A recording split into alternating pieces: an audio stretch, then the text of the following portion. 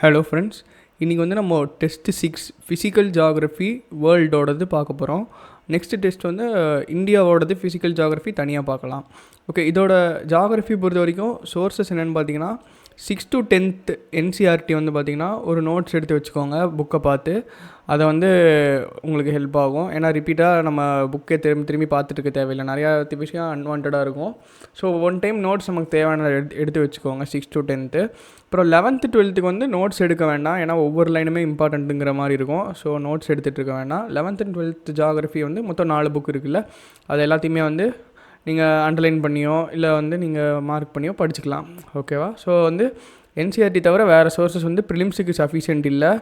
But still நான் என்ன suggest பண்ணுவேன்னா, மெயின்ஸுக்கு வந்து எப்படியுமே ஜியாகிரஃபிக்குன்னு சில ஸ்டாட்டிக் பார்ட்ஸ் படிப்போம்ல, ஸோ வந்து அதையும் வந்து ப்ரிலிம்ஸ் பாயிண்ட் ஆஃப் வியூலையும் கொஞ்சம் வைடாக தெரிஞ்சு வச்சுக்கிறது பெட்டரு. ஏன்னா NCERTஸை தாண்டி வர கொஷின்லாம் அட்டன் பண்ணுறதுக்கு அது ஹெல்ப்ஃபுல்லாக இருக்கும். ஓகேவா?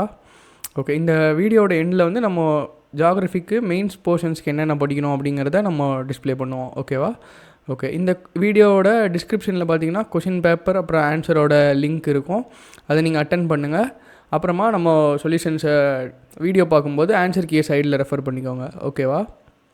ஓகே, இந்த NCERTஸ் பார்த்தீங்கன்னா இங்கே இருக்குல்ல, இந்த 4 NCERTஸ் தான் 11th 12th இதுதான் அந்த புக்கு. ஓகேவா? அப்புறம் கோச்செங் லியாங்னு ஒரு புக் இருக்குது ஜியாகிரஃபிக்கு. இது வந்து பார்த்திங்கன்னா வேர்ல்டு ஜியாகிரஃபி அப்புறம் ஃபிசிக்கல் ஜியாகிரஃபி இதுக்கெல்லாம் ரொம்ப ஹெல்ப்ஃபுல்லாக இருக்கும் வேர்ல்டு லெவலில். ஓகேவா? கோச்செங் லியாங்னு. இதில் தேவையானதை மட்டும் செலக்டிவாக படிச்சுக்கோங்க, எல்லாமே படிக்க தேவையில்லை. ஓகேவா? ஓகே, இப்போது ஜியாகிரஃபி NCERT படிக்கும்போது சில சாப்டர்ஸில் வந்து அண்டர்ஸ்டாண்டிங்கில் டிஃபிகல்ட்டி இருக்குது, இல்லை இன்னும் கிளாரிட்டி பத்தலை அப்படின்னு நினச்சிங்கன்னா யூடியூப்பில் அமித் செங்குப்தா, நான் இப்போ டிஸ்பிளே பண்ணுறேன்ல, இவரோட ப்ளேலிஸ்ட்டில் ஜியாகிரஃபிக்கு 2-3 ப்ளேலிஸ்ட் வச்சுருக்காரு. அதில் வந்து நீங்கள் புரியாத கான்செப்ட்ஸ்லாம் அதில் பார்க்கலாம். ஃபார் எக்ஸாம்பிள் வந்து climate, land forms, atmosphere, pressure belt, wind, இதெல்லாம் பார்த்தீங்கன்னா இவர் NCERT சாப்டர் வைஸ் வந்து ஒரு ப்ளேலிஸ்ட் வச்சுருக்காரு. ஸோ அதை மட்டும் உங்களுக்கு தேவை புரியலங்கிற சாப்டர்ஸை மட்டும் இவரோட ப்ளேலிஸ்ட்டில் நீங்கள் பார்த்துக்கலாம். ஓகேவா? So I strongly recommend to watch this. ஓகேவா? இதை நீங்கள் பார்த்து ஒரு நோட்ஸ் எடுத்து வச்சுக்கிட்டிங்கன்னா உங்களுக்கு புரியாத உங்களுக்கு புரியாத சாப்டர்ஸ் ப்ளஸ் அந்தளவுக்கு கம்ஃபர்டபுள் இல்லாத சாப்டர்ஸுக்கு நீங்கள் இவரோட ப்ளேலிஸ்ட்டை நீங்கள் ரெஃபர் பண்ணலாம். ஓகேவா? NCERTஸில் 11th 12th சொல்லிகிட்டு இருக்கேன். ஓகேவா? ஓகே, டெஸ்ட்டுக்கு போகிறதுக்கு முன்னாடி ஒரு குறள்லேருந்து ஸ்டார்ட் பண்ணலாம். தினைத்துணை நன்றி செய்யினும் பனைத்துணையாக கொள்வர் பயன் தெரிவார். தினை அளவாக மிகச் சிறிய உதவியே செய்யப்பட்டிருந்தாலும் உதவியின் பயனை நன்கு அறிந்தவர் அதை தினைத்துணை நன்றி செய்யினும் பனைத்துணையாக கொள்வர் பயன் தெரிவார். தினை அளவாக மிகச்சிறிய உதவியே செய்யப்பட்டிருந்தாலும் உதவியின் பயனை நன்கு அறிந்தவர் அதை பனையளவு மிகப்பெரிய உதவியாய் கருதுவர். ஓகேவா? மனசு வச்சுக்கலாம். ஓகே, ஃபஸ்ட் கொஷின் போயிடலாம். Which of the following planets are inner planets? Inner பிளானட்ஸ்னால் first 4 planets: Mercury, Venus, earth, Mars. ஓகேவா? Mercury, Venus, earth, Mars. அப்படி பார்க்கும்போது 1 3 4 5. ஓகேவா? ஏன் இது 4மே இன்னர் பிளானட்ஸ்னு சொல்கிறோம்? சன்னுக்கு க்ளோஸாக இருக்குது, ஆஸ்ட்ராய்டு பெல்ட்டுக்கு இந்த பக்கம் இருக்குது. ஏன்னா மார்ஸுக்கும் ஜூபிட்டருக்கு நடுவில் தான் ஆஸ்ட்ராய்டு பெல்ட் இருக்குல்ல. So mercury, Venus, earth, mars இதனால தான் வந்து இன்னர் பிளானட்ஸ்னு சொல்கிறோம். ஓகேவா? ஓகே, நம்ம ஆன்சர் கீழே இப்போ நம்ம சொன்னது அப்புறம் இதுக்கெல்லாம் தாண்டி பல இன்ஃபர்மேஷனையும் நம்ம ஆன்சர் கீழே லோட் பண்ணியிருக்கோம். ஸோ அதை நீங்கள் ரெஃபர் பண்ணிக்கோங்க. Consider the following statements about the difference between the terrestrial and Jovian planets. Okay, Jovian பிளானட்ஸ்லாம் ஜூபிட்டர் லைக் அப்படின்னு அர்த்தம். ஓகேவா? Okay, first statement: the terrestrial planets have higher densities than Jovian planets அப்படின்னு சொல்கிறாங்க. இது கரெக்டு தான். இது ஏன்னா வந்து பார்த்திங்கன்னா மெட்டாலிக் அண்ட் ராக்கி கோர் இருக்கும் டெரஸ்ட்ரியல் பிளானட்ஸ் எல்லாத்தையுமே. ஸோ அவங்க டெரஸ்ட்ரியல் பிளானட்ஸுக்கு தான் ஹை டென்சிட்டி இருக்குது. ஓகேவா? The terrestrial planets are smaller than Jovian planets. இது கரெக்டு தானே? சைஸ் வைஸ் பார்த்திங்கன்னா மெர்க்குரி, வீனஸ், எர்த், மார்ஸ்லாம் மீதி இருக்கிற 4 பிளானட்டை விட சின்னது தான். So second statement correct. அடுத்தது, Jovian planets have lower gravity than terrestrial planets அப்படின்னு சொல்கிறாங்க. கிராவிட்டியோட ஃபார்முலா என்னது? G is equal to Gmm/r² அப்படின்னு நம்ம படிச்சிருப்போம்ல, 10th வரும் ஃபிசிக்ஸில்.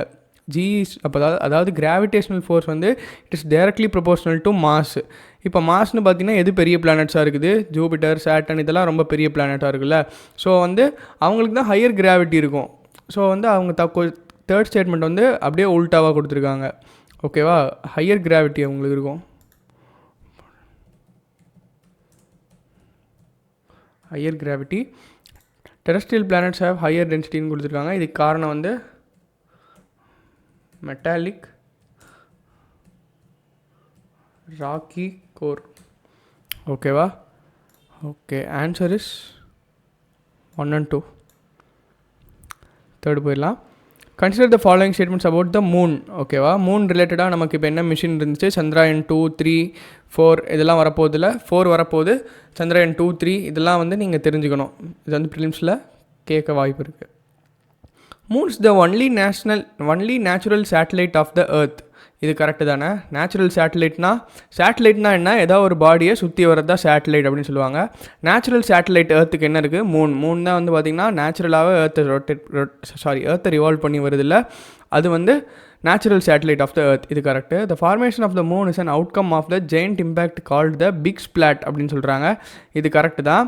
பிக் ஸ்பிளாட்டுன்னா என்னென்னா பார்த்தீங்கன்னா ஒரு மார்ஸ் மாதிரி ஒரு சைஸில் இருக்கிற ஒரு பாடி வந்து எர்த்து மேலே வந்து எர்த்தில் பட்டு பிளாஸ்ட் ஆகி அதில் ஒரு போர்ஷன் தான் வந்து இன்றைக்கி மூணாக மாதிரி நம்மளை ரிவால்வ் ஆகிட்டுருக்கு அப்படின்னு சொல்கிறது இந்த பிக் ஸ்பிளாட் தியரிங்கிறது. ஸோ இது வந்து கரெக்டு தான். இப்படி தான் மூன் ஃபார்ம் ஆச்சுன்னு ஒரு தியரி இருக்குது. ஸோ நெக்ஸ்ட் ஸ்டேட்மெண்ட் வந்து நெய்தர் மெர்க்குரி நார் Venus has any moons at all. இது கரெக்டு தான். மெர்க்குரிக்கு வீனஸுக்கும் வந்து மூன்ஸே கிடையாது. எர்த்துக்கு இருக்குது, மார்ஸுக்கு 2 இருக்குது, அப்புறம் ஜூபிட்டர், சாட்டனுக்குலாம் நிறையா இருக்குது. எந்தெந்த பிளானட்ஸுக்கு எவ்வளோ மூன்ஸ் இருக்குது, எது ஹையஸ்ட்டு, இது எல்லாத்தையுமே நீங்கள் தெரிஞ்சுக்கணும். ஓகேவா? Okay, answer is 1, 2 and 3. Okay, இப்போ நம்ம சொன்ன இந்த பிக் ஸ்பிளாட் தியரி இதெல்லாம் பற்றி ஆன்சர் கீழே டீட்டெயிலாக கொடுத்துருக்கோம். ஓகேவா? 4th போயிடலாமா? Which of the following assumptions is or are correct about the nebular hypothesis of the origin of the earth? Nebular hypothesis இது வந்து எர்த் எப்படி ஃபார்ம் ஆச்சு, பிளானட்ஸ் எப்படி ஃபார்ம் ஆச்சு, சன்லேருந்து எப்படி சோலார் சிஸ்டம் வந்துச்சுங்கிறவங்க நிறைய தியரிஸ் இருக்கும்ல. அதில் முக்கியமானது வந்து நெபுலர் ஹைப்போதசிஸ். ஓகேவா? நெபுலர் ஹைப்போதசிஸ் வந்து the planets were formed out of a cloud material associated with youthful sun. இதுதான் அவங்களோட ஃபஸ்ட்டு பேசிக் ப்ரிமைஸு. இது வந்து கரெக்டு. ஓகேவா? செகண்ட் வந்து a wandering star approached the sun. ஸ்டாரை பற்றி சொல்லியிருக்காங்க. நெபுலர் ஹைப்போதசிஸில் க்ளவுடை பற்றி மட்டும்தான் பேசியிருப்பாங்க. அதாவது வந்து நெபுலர் ஹைப்போதசிஸில் வேண்டரிங் ஸ்டாரை பற்றின ஒரு ஸ்டேட்மெண்ட் இருக்கவே இருக்காது. சன்லேருந்து சோலார் நெபுலாலேருந்து எப்படி வந்து பிளானட் ஃபார்மேஷன் ஆச்சு அப்படிங்கிறது தான் வந்து நெபுலர் ஹைப்போதசிஸோட பேசிஸ். வேண்டரிங் ஸ்டாரை பற்றி நெபுலர் ஹைப்போதசிஸில் இல்லவே இல்லை. ஓகேவா? So answer is only 1. 5th one, big bang theory. Next theory இம்பார்ட்டண்ட்டானது. It considered the universe to be ரஃப்லி same at any point of time. இது வந்து தப்பு இல்லை. இப்போ எப்படி நம்ம இது எக்ஸாம்பிளுக்கு பலூன்லாம் சொல்லியிருப்பாங்கள்ல, ஒரு பலூன் ஊதுறதுக்கு முன்னாடி அதில் டாட்டாக வச்சிடணும் சுற்றி. அப்புறம் வந்து அதை பலூனை ஊதும்போது அந்த டாட்லாம் வந்து பெருசும் ஆகும், ஒரு டாட்டுக்கு இன்னொரு டாட்டுக்கு ஒரு டிஸ்டன்ஸ் அதிகமும் ஆகும் அப்படின்னு சொல்லியிருப்பாங்கள்ல எக்ஸாம்பிளுக்காக. ஸோ பிக் பேங் தியரி சொல்ல வந்தது அதுதான். ஸோ இங்கே வந்து ரஃப்லி சேம் அட் எனி பாயிண்ட்னு கொடுத்துருக்காங்க. பட் வந்து இது வந்து இப்போ இருக்கிற எவிடன்ஸுக்கு அகெயின்ஸ்டாக இருக்குது. ஏன்னா எவிடன்ஸ் என்ன சொல்லுதுன்னா யூனிவர்ஸ் இஸ் எக்ஸ்பேண்டிங்கிறது தான் இப்போதைக்கு நமக்கு இருக்கிற சயின்டிஃபிக் இன்னோவேஷன். ஓகேவா? செகண்ட் ஸ்டேட்மெண்ட்னு சொல்லியிருக்காங்க. It is also called expanding universe hypothesis. இது கரெக்டு தான். இப்போ ஃபஸ்ட்டு ஸ்டேட்மெண்ட் செகண்ட் ஸ்டேட்மெண்ட் படிச்சிங்கன்னா இப்போ உங்களுக்கு விஷயமே தெரியலனாலும் இது ரெண்டில் ஏதாவது ஒன்று தான் ரைட்டுன்னு உங்களுக்கு தெரிஞ்சிருக்கும்ல. ஸோ இந்த மாதிரி இதெல்லாம் வந்து நீங்கள் தெரிஞ்சு வச்சுக்கிட்டிங்கன்னா ஆப்ஷன் எலிமினேட் பண்ணுறதுக்கு யூஸ்ஃபுல்லாக இருக்கும். It was proposed by Edwin ஹப்பிள்னு சொல்லியிருக்காங்க. இதுவும் கரெக்டு தான். So answer is 2 and 3. ஓகேவா? ஓகே, 6th one போயிடலாம். Consider the following statements about star formation. The matter and energy were evenly distributed in the early யூனிவர்ஸ்னு சொல்லியிருக்காங்க. மேட்டர் எனர்ஜியும் வந்து ஈவன்லி டிஸ்ட்ரிபியூட் ஆகலை. இப்போ பார்த்தீங்கன்னா வந்து ஏர்லி யூனிவர்ஸில் கிராவிட்டி அனாமலிஸ்லாம் நிறையா இருக்கும்ல. இப்போ ஒரு இடத்துல மாஸ் அதிகமாக டெபாசிட்டாக இருக்குது, இன்னொரு இடத்துல கம்மியாக இருக்கும், கிராவிட்டி அனாமலிஸ் இருக்கும். ஸோ இப்படி இருக்கும்போது எப்படி வந்து மேட்டர் எனர்ஜி ஈவனாக டிஸ்ட்ரிபியூட்டாக இருக்கும்? ஆயிருக்காதுல்ல. ஸோ 1 தப்பு. The formation of stars is believe to have taken place some 5 to 6 billion years ago. இது கரெக்டு தான். A light year is a measure of time. A light year is a measure of timeன்னு சொல்லியிருக்காங்க. இது வந்து distance. Light year வந்து டிஸ்டன்ஸை measure பண்ணுறதுக்கான ஒரு unit. அதாவது ஒரு பார்ட்டிக்கில் வந்து நீங்கள் ஸ்பீட் ஆஃப் லைட்டில் ட்ராவல் ஆச்சுன்னா அது 1 இயரில் எவ்வளோ டிஸ்டன்ஸ் ட்ராவல் ஆகும் அப்படிங்கிறது தான் லைட் இயர். ஓகேவா? ஸோ அதோட வந்து it is a measure of distance. So answer is 2 only. 7th போயிடலாமா? Okay. Which of the following stages represents the correct order for the formation of planets? Okay, planets எப்படி form ஆச்சு அப்படிங்கிறது இப்போது கரெக்டாக chronological ஆர்டரில் நம்மளை பண்ண சொல்கிறாங்க. ஓகே, இப்போ இதை அப்படியே படித்து பாருங்கள். Gravitational force within the lumps leads to the formation of a core to the glass cloud. 2 தான் ஃபஸ்ட்டு ஸ்டேட்மெண்ட்டு. செகண்ட் வந்து a rotating disk of gas and dust develops around the gas core. அப்புறம் வந்து the gas cloud starts getting condensed and the matter around the core develops into small rounded objects. இதுதான் third. அப்புறம் larger bodies start forming by collision and gravitational attraction causes the material to stick together. இதுதான் வந்து next ஆர்டரில் வருது. So answer is 2 1 3 4. இதை நான் explain பண்ணுறதுக்கு ஒன்றுமே இல்லைங்க. இது நீங்கள் நாலுமே படித்து பார்த்தீங்கன்னா தெரிஞ்சிருக்கும். இது பேசிக் தான், இது ஈஸி ஸ்டேட்மெண்ட். ஓகேவா? பிளானட்டெசிமல்ஸ்னால் என்னென்னா there are large number of small bodies. ஓகேவா? ஃபைனல் ஸ்டேஜில் என்ன ஆகும்னா இந்த எல்லா ஸ்மால் பாடிஸும் சேர்ந்து லார்ஜாக இப்போ இருக்கிற நம்ம பிளானட்ஸ் மாதிரி ஃபார்ம் ஆகும். அதுதான் வந்து பிளானட்டெசிமல்ஸ் டு பிளானட்டாக எப்படி மாறுதுங்கிறது. அதுதான் 4th ஸ்டேட்மெண்ட் வந்து சொல்லியிருக்குது. ஓகேவா? ஓகே, 8 போயிடலாம். The small rounded objects formed by the process of cohesion are called planetesimals. இப்போ நம்ம சொன்னது அப்படியே இருக்குது. Okay, the stars are localized lumps of gases within a nebula. இது கரெக்டு தான். ஓகேவா? So both 1 and 2. 9th one போயிடலாம். The largest waves are found in the open oceans. இது correct. Waves continue to grow larger as they move and absorb energy from the wind. இதுவும் correct. Steep waves are fairly young ones and are formed by the local wind. இதுவும் correct தான். So இது எல்லாமே easy statement. ஓகேவா? வேவோட size வந்து அதோட origin எங்கே அப்படிங்கிறது தெரிஞ்சுக்கலாம். ஓகேவா? ஸ்டீப் வேவ்ஸ் எல்லாம் பார்த்தீங்கன்னா ரொம்ப ஹைட்டாக வர வேவ்ஸ் எல்லாம் பார்த்தீங்கன்னா ஷோர் லைனுக்கு ஜஸ்ட்டு கிட்ட தான் ஃபார்ம் ஆகிருக்கும். ஏன்னா வந்து அதோட ஸ்பீடு கம்மியாக இருக்கும். ஸ்பீடு கம்மியாகும்போது என்ன ஆகும், அந்த எனர்ஜியெல்லாம் ஹைட்டாக மாறி ஹைட் அதிகமாக மாறும். ஓகேவா? ஸோ அதுதான் வந்து வேவ்ஸ் ஹைட்டாக இருக்கிறதுக்கு காரணம் வந்து அது ஷோர் லைனுக்கு கிட்ட தான் அது ஃபார்ம் ஆகிருக்குது. ஓகேவா? ஸோ 1 2 3 மூணுமே correct. Which of the following are correct? Next, the highest and lowest points of a wave are called trough and crestன்னு சொல்லியிருக்காங்க. ஹையஸ்ட்னா crest, லோவஸ்ட்னா trough. அப்படியே இன்டர்சேஞ்ச் பண்ணி கொடுத்துருக்காங்க. இன்டர்சேஞ்சு. ஓகேவா? Okay. Wave height is the vertical distance from the bottom of the trough to the top of a crest of a wave. இது correct தான். இப்போ வேவ் ஆம்ப்ளிடியூட் இருக்குல்ல, வேவ் ஆம்ப்ளிடியூட் தான் வந்து பார்த்திங்கன்னா அதாவது சி லெவல்லேருந்து மேலே இருக்கிற வரைக்கும் அதுதான் வந்து வேவ் ஆம்ப்ளிடியூட். பட் வேவ் ஹைட்டுங்கிறது கீழே பாட்டம் ஆஃப் த ட்ரஃப்லேருந்து டாப் ஆஃப் த கிரெஸ்ட் வரைக்கும். இப்போ ஒரு இது ட்ரா பண்ணிடலாமா? இப்போ வேவ் வந்து இப்படி இருக்குன்னு வைங்களேன், இதுதான் சி லெவலு. இந்த ஹைட்டு தான் வந்து வேவ் ஹைட்டு. ஓகேவா? Wave height. பட் இந்த ஹைட் இருக்குல்ல, இதுதான் வந்து ஆம்ப்ளிடியூட். ஓகேவா? ஓகே. ஸோ அப்படி பார்க்கும்போது செகண்ட் ஸ்டேட்மெண்ட் வந்து ரைட்டு. தேர்ட் ஸ்டேட்மெண்ட் வந்து the wave speed is measured in knots. இது கரெக்டு தான். Answer is 2 1 3. ஓகே, 11th போயிடலாம். The movement of water caused by the meteorological effects is called surge. இது correct தான். surgeனா வந்து it is occurring due to winds and atmospheric pressure changes. ஓகேவா? So first statement correct. surges are regular like tides. tides வந்து ரெகுலராக இருக்கும். surges வந்து they are not regular. ஏன்னா விண்டை பொறுத்து அட்மாஸ்பியரிக் ப்ரெஷர் சேஞ்சை பொறுத்து மாறுதுங்கும் போது அது வந்து கண்டிப்பாக வந்து அது ஸ்டேபிளாக ரெகுலராக இன்டர்வல்ஸில் வந்து போகாதுல்ல. ஸோ செகண்ட் ஸ்டேட்மெண்ட் வந்து தப்பு. Together the gravitational pull and the centrifugal force are responsible for creating the 2 major tidal bulges on the earth. இது கரெக்டு தானே? ஏன்னா கிராவிடேஷனல் புல் எந்த சைடு ஆக்ட் ஆகுதோ அதுக்கு ஆப்போசிட் சைடில், இப்போ சப்போஸ் எர்த் இங்கே இருக்குது, மூன் இங்கே இருக்குது, மூனோட கிராவிடேஷனல் ஃபோர்ஸ்னால டைடல் மூமெண்ட் வந்து இப்படி வருதுன்னு வைங்களேன், அதுக்கு ஆப்போசிட்டாக கவுண்டர் டு த இது வந்து சென்ட்ரிஃபியூகல் ஃபோர்ஸுங்கிறது ஒன்று இப்படி ஆக்ட் ஆகும். இங்கே கிராவிடேஷனல் ஃபோர்ஸ் இங்கே எவ்வளோ ஆக்ட் ஆகுதோ அதுக்கு அகெயின்ஸ்டாக பட் ஈக்குவல் அதுக்கு ஆப்போசிட் டைரெக்ஷனில் ஈக்குவல் ஸ்ட்ரென்த்தில் சென்ட்ரிஃபியூகல் ஃபோர்ஸ் ஆக்ட் ஆகும். ஸோ அதனால தான் வந்து 2 டைடல் பல்ஜஸ் வருது. ஓகேவா? ஒன்று வந்து கிராவிடேஷனல் ஃபோர்ஸு, இது அதுக்கு ஆப்போசிட்டாக கவுண்டர் ஃபோர்ஸ் ஒன்று கிரியேட் ஆகுதில்ல, அது வந்து centrifugal force. They are creating the 2 major tidal bulges of the earth. இது கரெக்டு தான். So answer is 1 and 3. இது ஈஸி ஸ்டேட்மெண்ட் தான். Okay, which of the following statements is or are correct? The tidal bulges on the wide continental shelves have lower height அப்படின்னு சொல்லியிருக்காங்க. இது correct தான். ஏன்னா வந்து கான்டினென்டல் ஷெல்ஃப் வந்து அதிகமாக இருக்குது அப்படின்னா வந்து இப்போ ஈஸ்டர்ன் கோஸ்ட்டில் இந்தியாவில் பார்த்தீங்கன்னா கான்டினென்டல் ஷெல்ஃப் வந்து ரொம்ப தூரம் போயிட்டே இருக்கும். அதனால் என்ன ஆகும்னா வந்து அங்கே வந்து டைடல் பல்ஜ் வந்து பெருசாக பார்க்க முடியாது நம்ம அங்கே. ஏன்னா வந்து அந்த ஹைட்டை வந்து கிரேடியன்ட் கம்மியாகிட்டே போகிறதுனால டைடல் பல்ஜஸ் வரும்போது அதை நம்ம அப்சர்வ் பண்ண முடியாது பெருசாக. பட் வேறாஸ் வெஸ்டர்ன் கோஸ்ட்டில் பார்த்தீங்கன்னா வந்து கான்டினென்டல் ஷெல்ஃப் சின்னதாக இருக்கிறனால அது டைடல் வந்துச்சுன்னா அதோட இம்பாக்ட் வந்து அதிகமாக தெரியும். ஸோ ஃபஸ்ட்டு ஸ்டேட்மெண்ட் வந்து correct. The shape of the base and estuaries along a coastline can magnify the intensity of the tides. இப்போ நம்ம பார்த்த ஸ்டேட்மெண்ட் எக்ஸ்ப்ளனேஷன் தான் செகண்டாக கொடுத்துருக்காங்க. So both 1 and 2 are right. ஓகேவா? Okay, third one.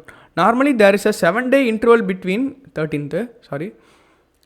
Normally there is a 7-day interval between spring tides and the neap tides அப்படின்னு சொல்லியிருக்காங்க. இது கரெக்டு தான். ஓகேவா? The time between the high tide and the low tide is called the ebbன்னு சொல்லியிருக்காங்க. இதுவும் correct தான். Next one வந்து when the sun, moon and the earth are in a straight line, the height of the tide will be higher. ஏன் இது correct statement தான். ஏன்னு பார்த்தீங்கன்னா the gravitational force of the moon அப்புறம் Sun இது ரெண்டுமே combine ஆயிரும். ஸோ வந்து அந்த டைடோட ஹைட் வந்து இன்னுமே அதிகமாகிடும். ஓகேவா? ஏன்னா மூணுமே சேம் லைனில் இருக்கும்போது கிராவிடேஷனல் ஃபோர்ஸ் ஆஃப் த சன்னு மூன் ரெண்டுமே ஆட் ஆயிரும். ஸோ அதனால் டைடோட ஹைட் வந்து அதிகமாக இருக்கும். ஓகேவா? the highest tides in the world occur in the Bay of Fundy in Nova Scotia, USA அப்படின்னு கொடுத்துருக்காங்க. இது யூஎஸ்ஏ இல்லை, கனடா. பட் அந்த ஸ்டேட்மெண்ட் கரெக்டு தான். பட் யூஎஸ்ஏ இல்லை, கனடா. ஓகேவா? சன் ப்ளஸ் மூன்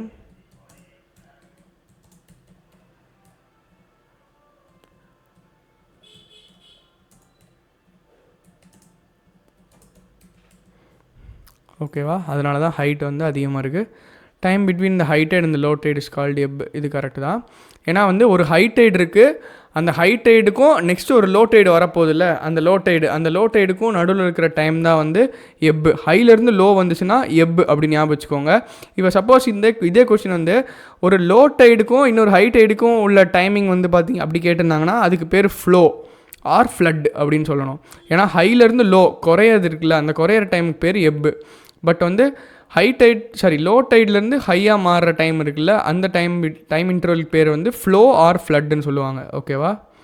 ஓகே, இப்போ நீங்கள் வந்து ஸ்ப்ரிங் டைடு, நீப் டைடு இதெல்லாம் என்னன்ட்டு நம்ம இப்போது ஆன்சர் கீழே டீட்டெயிலாக ப்ரொவைட் பண்ணியிருப்போம். ஓகேவா? ஓகே, இது என்சிஆர்டிஸ்லேருந்தே டேரெக்டாக எடுத்துருக்கனால நம்ம கொஷினில் வரதை மட்டும் எக்ஸ்பிளைன் பண்ணுறோம். எக்ஸ்ட்ராலாம் எக்ஸ்பிளைன் பண்ணிட்டு தான் டைம் ஆயிரும்ல. Okay, which of the following forces influence the ocean currents அப்படின்னு கேட்டிருக்காங்க. Heating by solar energy, gravity, Coriolis force, இது எல்லாமே தான். ஓகேவா? ஸோ இது எல்லாமே ஓஷன் கரண்ட்டோட ஃப்ளோவை அஃபெக்ட் பண்ணுது. ஹீட்டிங் பை சோலார் எனர்ஜி அப்படின்னு பார்த்தீங்கன்னா இப்போ ஈக்வேட்டாரில் வந்து சோலார் எனர்ஜி அதிகமாக இருக்குன்னு வைங்களேன். இப்போ என்ன ஆகும், வாட்டர் எக்ஸ்பேன்ஷன் அதிகமாக இருக்கும். ஸோ ஈக்வேட்டாரில் இருக்கிற ஓஷன்ஸோட வாட்டர் லெவல் வால்யூம் வந்து கொஞ்சம் அதிகமாகவும் மற்ற இடத்துல கொஞ்சம் கம்மியாகவும் இருக்கும். ஸோ வந்து என்ன ஆகும், ஆட்டோமேட்டிக்காக வந்து கிராவிடேஷனல் ஃபோர்ஸ் என்ன ஆகும், மேலேருந்து கீழே ஃப்ளோ இருக்குமா. ஸோ ஈக்வேட்டாரில் வால்யூம் ஆஃப் வாட்டர் அதிகமாக இருக்குது, மற்ற இடத்துல கீழே இருக்குது. ஸோ ஈக்வேட்டார்லேருந்து மற்ற இடத்துக்கு வந்து ஓஷன் கரண்ட் ஃப்ளோ ஆகும், அது கிராவிடேஷனல் ஃபோர்ஸ்.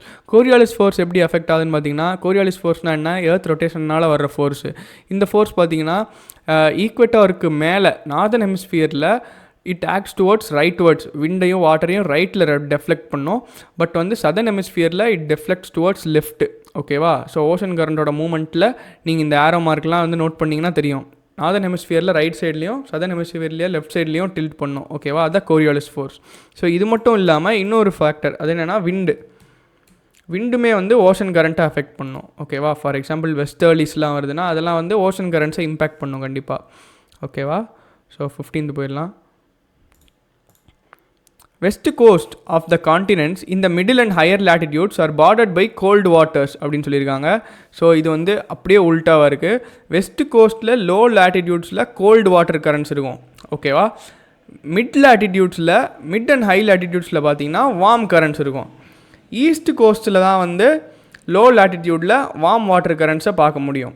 ஓகேவா? இதை வந்து ஒன்றுமே இல்லை, மேலே இருக்கிற கொஷின் இந்த கொஷின் இது எல்லாமே வந்து அந்த ஓஷன் கரண்ட்ஸ் டயக்ராம் இருக்குல்ல, வார்ம் கரண்ட் கோல்டு கரண்ட்டு, இதை பார்த்தீங்கன்னா லேர்ன் பண்ணிடலாம். ஓகேவா? நான் இன்னொரு தடவை ரிப்பீட் பண்ணுறேன், ஆன்சர் கீழேயும் நம்ம கொடுத்துருக்கோம், ஒன்றும் பிரச்சனை இல்லை. வெஸ்ட் கோஸ்ட்டில் லோ லேட்டிடியூட்ஸில் கோல்டு வாட்டர் கரண்ட்ஸ் பார்க்கலாம், ஓகேவா. மிட் அண்ட் ஹை லேட்டிடியூட்ஸில் வார்ம் கரண்ட்ஸ் பார்க்கலாம். இப்போ நான் சொன்னது எல்லாமே வெஸ்ட் கோஸ்ட்டுக்கு, ஓகேவா. ஈஸ்ட் கோஸ்ட்டுக்கு அப்படியே உல்ட்டா, ஓகேவா, அப்படி ஞாபகம் வச்சுக்கோங்க. Warm currents flow parallel to the east coast of the continents in the tropical and the subtropical latitudes. இது வந்து கரெக்ட் ஸ்டேட்மெண்ட் தான், ஓகேவா. ஓகே, இது ஈஸி கொஷின் தான். 16th போயிடலாம். இந்த டெஸ்ட்டு ஃபுல்லாக நான் சொல்கிறேங்க, இதை அட்டன் பண்ண முடியாது அப்படிங்கிற மாதிரி எந்த கேள்வியுமே இல்லை, எல்லாமே ஈஸி கொஷின்ஸ் தான். ஏன் இதை நம்ம அப்படி பிக் பண்ணியிருக்கோம்னா, ஸ்டாட்டிக்லேருந்து சில கேள்விகள் வருது இல்லை, ஸோ அதை வந்து நம்ம ஷியூர் ஷார்ட்டாக அடிக்கணும். அதுக்காக நான் வந்து எல்லாமே என்சிஆர்டிஸ்லேருந்து தான் நம்ம பிக் பண்ணியிருக்கோம் கொஷின்ஸு. ஸோ வெளியே போகவே இல்லை எதுவுமே, ஓகேவா. எல்லாமே ஈஸி கொஷின்ஸ் தான். இதில் நீங்கள் வந்து மேக்ஸிமம் ஸ்கோர் எடுத்துருக்கணும், ஓகேவா. ஏன்னா நம்ம கையில் இருக்கிற கொஷின்ஸை நம்ம தப்பு பண்ணவே கூடாது, அதுக்காக. 16th ஒன், ஜியாலஜிக்கல் எராவும் அதில் நடந்த மேஜர் ஈவெண்ட்ஸுமே பற்றி மேட்சிங் கேட்டிருக்காங்க. கைனோசோனிக் ஏர்லி ஹியூமன் ஆன்செஸ்டர் வந்து ஃபார்ம் ஆன ஏஜ் அப்படின்னு சொல்லியிருக்காங்க, இது கரெக்டு தான். மீசோசோயிக் ஏஜ் ஆஃப் டைனோசர்ஸ், இது கரெக்டு தான், இது ஏஜ் ஆஃப் ரெப்டைல்ஸ்னு சொல்கிறாங்க. பேலியோசோயிக் இது வந்து first trace of life on land, அதுவுமே கரெக்டு தான். ஏன்னா ஃபஸ்ட்டு லைஃப் வந்து எங்கே ஒரிஜின் ஆச்சு, ஃபஸ்ட்டு ஓஷன்ஸில் வாட்டர் சர்ஃபேஸில் தான் வந்து ஃபஸ்ட்டு லைஃப் ஃபார்ம் ஆச்சு. லேண்டுக்கு ஃபஸ்ட்டு ட்ரேஸ் எங்கே லைஃப் ஃபார்ம் ஆச்சுன்னு பாரு, அது என்ன பீரியட்னு கேட்டிங்கன்னா பேலியோசோயிக், ஓகேவா. ஓகே, ப்ரீ கேம்பிரியன்னா ஒரிஜின் ஆஃப் சன் அப்படின்னு சொல்லியிருக்காங்க, அது வந்து பார்த்திங்கன்னா தப்பாக இருக்குது. சன் வந்து 4.6 பில்லியன் இயர்ஸுக்கு முன்னாடியே வந்து ஃபார்ம் ஆயிடுச்சு. ப்ரீ கேம்பிரியனுங்கிறது வந்து பார்த்திங்கன்னா ஏர்த் க்ரஸ்ட் ஃபார்மேஷன் இருக்குல்ல, அப்புறம் ஓஷனு, ஏர்லி மைக்ரோபியல் லைஃபு, இதுதான் வந்து ப்ரீ கேம்பிரியன் பீரியட், ஓகேவா. ஓகே, அப்போ 4th ஒன் மட்டும் தப்பாக இருக்குது. ஆன்சர் 1, 2, 3. 17th போயிடலாம். Consider the following statements about continental drift theory. இந்த தியரி வந்து கண்டிப்பாக எல்லாருக்குமே புரிஞ்சிருக்கும், படிக்கும்போது ரொம்ப இன்ட்ரெஸ்டிங்காக இருந்திருக்கும். ஆமாம்ல, கரெக்டு தானேங்களே அப்படிங்கிற மாதிரி இருந்திருக்கும். ஸோ இந்த ஈஸியான கொஷின் தான். This theory is regarding the distribution of oceans and continents. All ocean all continent அப்படின்னு சொல்லியிருப்பார்ல, பேஞ்சியா பேந்தாலஸா அப்படின்னு சொல்லிட்டு, அதுதான் அது. Okay, it was given by Alfred Wegener, இதுவும் கரெக்டு தான். Super continent was named Pangaea and the mega ocean was called Panthalassa. Easy statement 1, 2, 1, 3 தான், ஓகேவா. இன்னொரு டிப்ஸ் இந்த இடத்துல என்னென்னா வந்து, கொஷினை பார்த்த உடனே இது ஈஸி கொஷினு அப்படின்னு சொல்லிவிட்டு நீங்கள் வந்து உங்கள் பிரெயினை வேறு எங்கேயோ அலோவ் பண்ணிவிட்டு கொஷினை ஜாலியாக படித்து ஆன்சர் போட்டிங்கன்னா தப்பாயிரும்.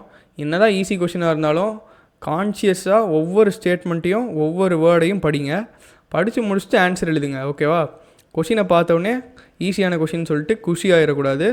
ஸோ அந்த நேரத்தில் வந்து மைண்ட் இன்ஆக்டிவாக போயிடுச்சுன்னா ஆன்சர் தப்பாக போயிடும். 18th, which of the following evidence support the continental drift theory? The rocks of same age across oceans. இது கரெக்டு தான். ஏன்னா ஆஃப்ரிக்காவோட வெஸ்டர்ன் சைட்லேயும் சவுத் அமெரிக்காவோட ஈஸ்டர்ன் சைட்லேயும் கோஸ்டலில் ராக்ஸில் டெபாசிட் ஆகிருக்கும்ல, அதெல்லாம் பார்த்திங்கன்னா சேம் ஏஜ் அப்படின்னு சொல்லிட்டு எவிடன்ஸ் இருக்குது. So first statement correct. The occurrence of rich placer deposits of gold in the Ghana coast, இது கரெக்டு தான்.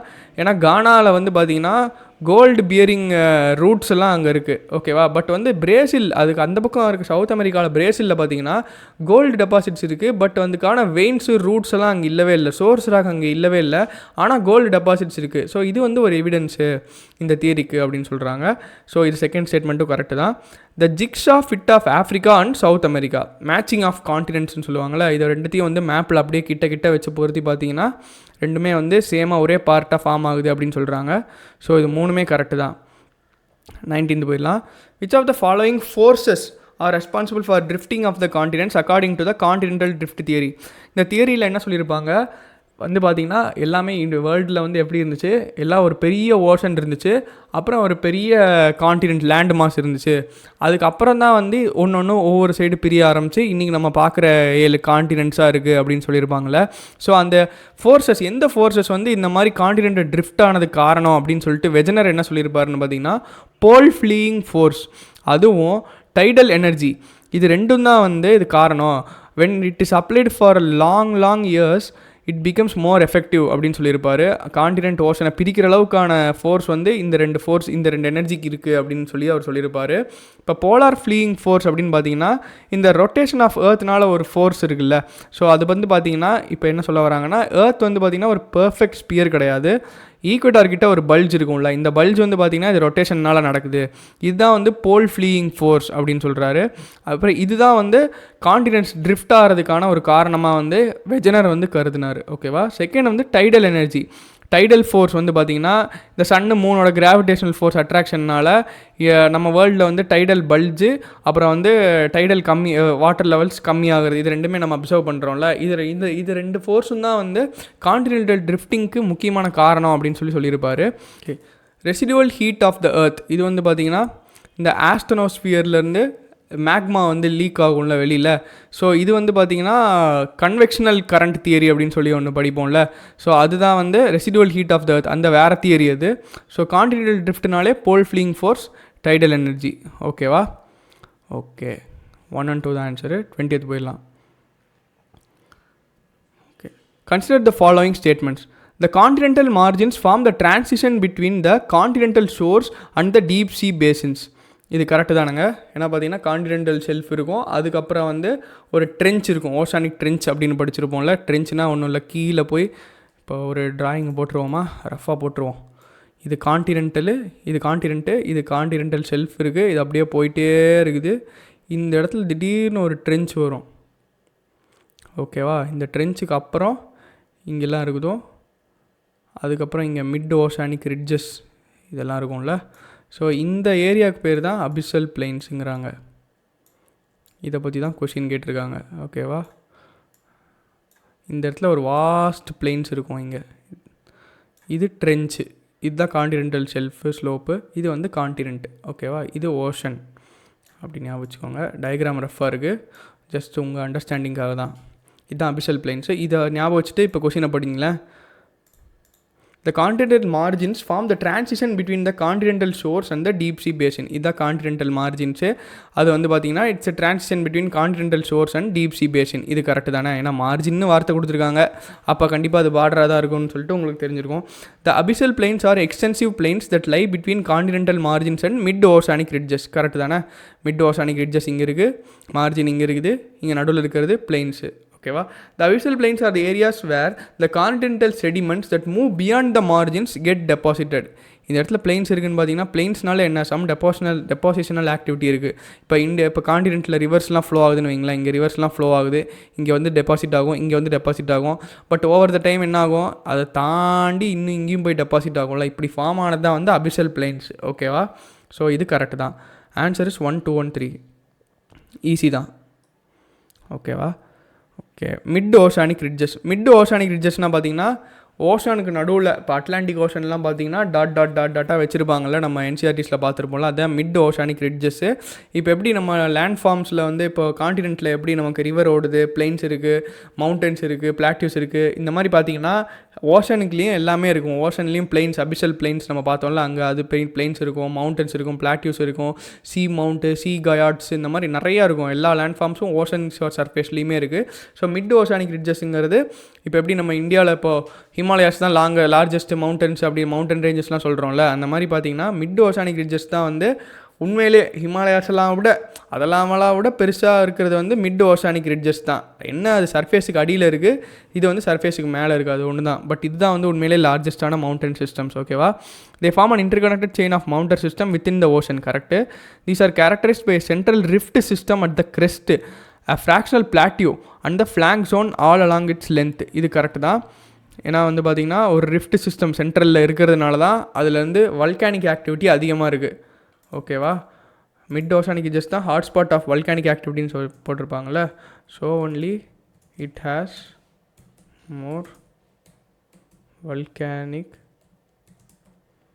ஆக்டிவிட்டி. ஓகேவா.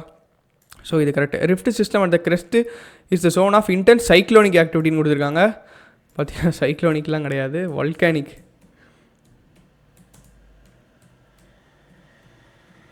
Volcanic activity, sea floor spreading அப்படின்னு சொல்லி படிச்சிருப்போம்ல, அது வந்து பார்த்திங்கன்னா சைக்ளோனிக் ஆக்டிவிட்டினால கிடையாது, அது வல்கானிக் ஆக்டிவிட்டினால.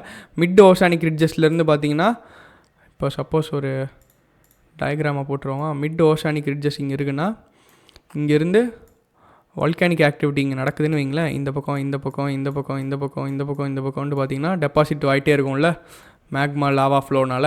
ஸோ இந்த பக்கத்தில் இருக்கிற டெபாசிட்ஸும் இந்த பக்கத்தில் இருக்கிற டெபாசிட்ஸும் சிமிலர் ஏஜாக இருக்கும். இந்த பக்கத்தில் இருக்கிறதும் சிமிலர் ஏஜாக இருக்கும். இப்போ ரீசெண்டாக அவுட்ஃப்ளோ ஆனது எங்கே இருக்கும்? கிட்டக்கே இருக்கும். ஓகேவா? ரீசெண்டாக அவுட்ஃப்ளோ ஆனது கிட்டக்கே இருக்கும்.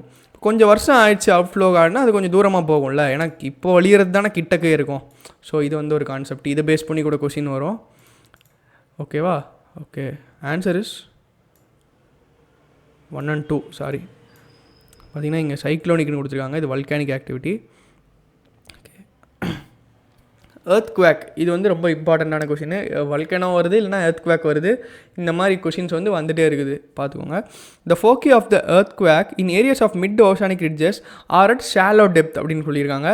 இது கரெக்டு தான், ஏன்னா ஓகே இன்னும் ஸ்டேட்மெண்ட் முடியல. Whereas along the rim of Pacific the earthquakes are deep seated, இதுவுமே கரெக்டு தான். ஓகேவா? மிட் ஓஷானிக் ரிட்ஜஸ் தான் உலகத்திலே இருக்கிறதுலே வல்கானிக் ஆக்டிவிட்டி ஃபஸ்ட்டு அதிகமாக நடக்கிற இடம் இது தான். ஏன்னா ஷாலோ டெப்த்லேயே இருக்கிறதுனால அடிக்கடி வந்துகிட்டே இருக்கும், நிமிஷத்துக்கு நிமிஷம் கூட அங்கே வந்து ஸ்ப்ரெட்டிங் நடந்துகிட்டு இருக்கும், வல்கானிக் ஆக்டிவிட்டி நடந்துகிட்டே தான் இருக்கும். பட் ரிம் ஆஃப் பசிஃபிக்கில் வந்து எர்த்குவேக்ஸ் வந்து they are very deep seated, ரொம்ப உள்ள எர்த்குவேக்கோட ஃபோக்கஸ் ஏரியா வந்து ரொம்ப டீப்பாக இருக்குது ரிம் ஆஃப் பசிஃபிக்கில். ஸோ இது வந்து ஃபஸ்ட்டு ஸ்டேட்மெண்ட் வந்து கரெக்டு.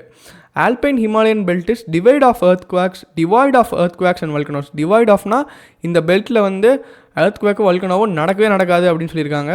ஆக்சுவலாக அது தப்பு. ரிம் ஆஃப் பசிஃபிக்கு அடுத்தது ரொம்ப most dangerous zone for earthquake வந்து பார்த்திங்கன்னா நம்ம இருக்கிற ஆல்பைன் ஹிமாலயன் பெல்ட். ஆல்ப்ஸ் வந்து சுவிட்சர்லாந்து இருக்குல்ல, அப்படியே அங்கேருந்து ஒரு பெல்ட் அப்படியே வந்து நம்ம ஹிமாலயாஸில் வந்து மியான்மர் வந்து அந்தமான் நிக்கோபார் வந்து கவர் பண்ணுற மாதிரி ஆல்பைன் ஹிமாலயன் பெல்ட்னு ஒன்று இருக்குது. ஸோ அது வந்து ரொம்ப ரொம்ப எர்த்குவேக் ப்ரோன் ரீஜன் தான். ஓகேவா? ஸோ அதுலேயுமே வந்து பார்த்திங்கன்னா எர்த்குவேக் வந்து ரொம்ப டீப் சீட்டட் எர்த்குவேக்ஸ்லாம் இருக்குது. ஸோ ஃபஸ்ட்டு ஸ்டேட்மெண்ட் மட்டும் தான் ரைட்டு, செகண்ட் தப்பு. ஓகேவா? அடுத்தது போயிடலாம். 23rd rocks closer to mid oceanic ridges are oldest in age.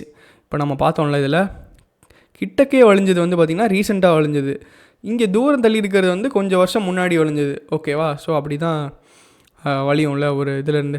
So first statement வந்து அப்படியே உல்ட்டாவாக கொடுத்துருக்காங்க.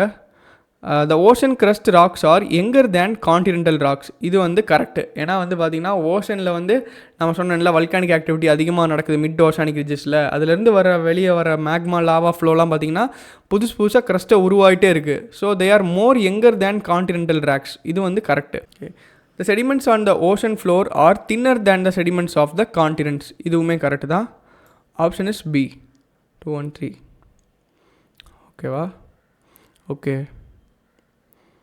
நெக்ஸ்ட்டு பார்த்துடலாம். இது வந்து டெக்டானிக் பிளேட்ஸ் தியரின்னு சொல்லி படிச்சிருப்போம்ல. 7 மேஜர் பிளேட்ஸும் அப்புறம் பல மைனர் பிளேட்ஸும் சேர்ந்தது தான் வந்து இன்றைக்கி இருக்கிற கான்டினென்ட்ஸ்லாம் இங்கே அவங்க லொக்கேஷனில் இருக்கிறதுக்கான காரணம். பிளேட் மூவ்மெண்ட் தான் காரணம், கான்டினென்ட்ஸ் மொத்தமாக மூவ் ஆகுறது இல்லை, பட் பிளேட் தான் மூவ் ஆகுது அப்படின்னு சொல்லியிருப்பாங்க. ஸோ வந்து இந்த கோகோஸ் பிளேட் வந்து பார்த்திங்கன்னா சென்ட்ரல் அமெரிக்கா அண்ட் பசிபிக் பிளேட்டுக்கு நடுவில் இருக்குதுன்னு சொல்லியிருக்காங்க, இது கரெக்டு தான். Nazca plate between South America and Pacific plate, இதுவும் கரெக்டு தான். ஃபிலிப்பைன் பிளேட் வந்து நார்த் ஈஸ்ட் ஆஃப் ஆஸ்திரேலியான்னு இருக்குது. நீங்கள் அப்படியே மேப்பை பாருங்க, ஃபிலிப்பைன்ஸ் வந்து எங்கே இருக்குது? நார்த் வெஸ்ட் ஆஃப் ஆஸ்திரேலியாவில் இருக்குது. ஓகேவா? அது வந்து it is between Asian plate and Pacific plate. North ஈஸ்ட்னு கொடுத்துருக்காங்க, நார்த் வெஸ்ட் ஆஃப் ஆஸ்திரேலியா தான் கரெக்டு. அடுத்து Caroline plate between the Philippine plate and the Indian plate, north of New Guinea. ஓகேவா? இது வந்து கரெக்டு தான். ஸோ 1, 2, 4 தான். ஓகேவா? இப்போ நம்ம ஆன்சர் கீ பார்த்தீங்கன்னா நம்ம வந்து நீங்கள் என்னென்ன லேர்ன் பண்ணோம், இந்த கொஷின்லேருந்து நீங்கள் என்னென்ன லேர்ன் பண்ணோம், லுக் இன்டோ லேர்ன் திஸ்ன்னு நான் கொடுத்துருப்பேன். அது எல்லாத்தையும் நீங்கள் உடனடியாக போய் நான் என்ன சொல்லியிருக்கனோ அதை உடனடியாக நீங்கள் பார்த்துருவீங்கன்னு நான் நம்புகிறேன். ஓகேவா? Okay, consider the following pairs. Plate boundary அதோட எக்ஸாம்பிள். இப்போ டைவர்ஜென்ட் பவுண்ட்ரினா என்னென்னா ரெண்டு பிளேட் இருக்குது, ரெண்டு பிளேட்டுமே ஒன்று விட்டு ஒன்று விலகி போகுது, அதனால் டைவர்ஜென்ட் பவுண்ட்ரி. ஓகேவா? இப்போ டைவர்ஜென்ட் பவுண்ட்ரினால் என்னென்ன லேண்ட் ஃபார்ம் ஆகுது அப்படிங்கிறத நீங்கள் போய் இப்போ பார்க்குறீங்க. ஓகேவா? கன்வர்ஜென்ட் பவுண்ட்ரினா ரெண்டு பிளேட் இருக்குது, ரெண்டு பிளேட்டும் ஒன்றுக்கு ஒன்று நேரடியாக கன்வர்ஜ் ஆகிக்குது. ஓகேவா? ஸோ அப்படி கன்வர்ஜ் ஆகும்போது ஃபார்ம் ஆகிற லேண்ட் ஃபார்ம் என்ன அப்படி அதையும் நீங்கள் இப்போ போய் பார்க்கணும். ட்ரான்ஸ்ஃபார்ம் பவுண்ட்ரிஸ்னால என்ன லேண்ட் ஃபார்ம் ஆகுது? ட்ரான்ஸ்ஃபார்ம்னா ஒரு பிளேட்டும் இன்னொரு பிளேட்டும் வந்து அப்படியே உரசிட்டு அதோட மூமெண்ட்டை நோக்கி அதாவது வேலையை பார்த்துட்டு போயிடும், லைட்டாக உரசிட்டு. ஸோ அது வந்து ட்ரான்ஸ்ஃபார்ம் பவுண்ட்ரி. அது வந்து என்ன லேண்ட் ஃபார்ம் உருவாகுது இதெல்லாம் நீங்கள் போய் பார்க்கணும். ஓகேவா? அப்புறம் இந்த மாதிரி ஃபால்ட்லாம் இருக்குல்ல, இந்த மாதிரி ஏர்த்தில் என்னென்ன ஃபால்ட்லாம் இருக்குது, அந்த முக்கியமான ஃபால்ட்லாம் என்ன பவுண்ட்ரிஸ்னால ஃபார்ம் ஆகுது அப்படிங்கிறதையும் நீங்கள் தெரிஞ்சுக்கணும். ஓகேவா? இப்போ சான் ஆண்ட்ரியாஸ் ஃபால்ட் வந்து டைவர்ஜென்ட் பவுண்டரினால் ஃபார்ம் ஆகுதுன்னு சொல்லியிருக்காங்க. இது தப்பு. இது டிரான்ஸ்ஃபார்ம் பவுண்டரினால் ஃபார்ம் ஆகுது. இது தெரிலனாலும் பரவாயில்ல, இந்த கொஷின் மூலமாக நீங்கள் இந்த ஸ்டேட்மெண்ட்டை தெரிஞ்சுக்கலாம். Convergent boundary, Eurasian plate Indian plate correct தானே? இதனால தானே ஹிமாலயாஸ் ஃபார்ம் ஆச்சு. இப்போ வந்து ஹிமாலயன் ஏரியாஸில் எர்த்குவேக்கு காரணமே இதுதான். இந்தியன் பிளேட் வந்து பார்த்திங்கன்னா யூரேஷியன் பிளேட்டை போய் உள்ளே வந்து அமுக்கிட்டு இருக்குது. ஸோ மேலே வந்து புஷ் பண்ணிகிட்டு இருக்குது. ஸோ இதுதான் வந்து கன்வர்ஜென்ட் பவுண்டரிக்கு முக்கியமான எக்ஸாம்பிள். ஓகேவா? இதனால தான் வந்து ஹிமாலயாஸ் வந்து எர்த்குவேக் ப்ரோன் ரீஜியனாக இருக்குது. டிரான்ஸ்ஃபார்ம் பவுண்டரிஸ், அது வந்து எக்ஸாம்பிள் வந்து மிட் அட்லாண்டிக் ரிட்ஜ் அப்படின்னு சொல்லியிருக்காங்க. இப்போ நம்ம மேலே என்ன பார்த்தோம், மிட் அட்லாண்டிக் ரிட்ஜ் தான் வந்து டைவர்ஜென்ட் பவுண்டரி, அங்கே தான் வந்து வல்கானிக் ஆக்டிவிட்டி அதிகமாக இருக்குது அப்படின்னு சொல்லி பார்த்துட்டு இருந்தோம்ல. ஸோ இது வந்து டைவர்ஜென்ட் பவுண்டரி, டிரான்ஸ்ஃபார்ம் பவுண்டரி கிடையாது. ஓகே, டைவர்ஜென்ட் பவுண்டரினால தான் நமக்கு அங்கே வந்து மேக்மா வருது. அப்போ அந்த இடத்துல வந்து ஒரு புது லேண்ட்ஃபார்ம் உருவாகுது. ஓகேவா? So two only.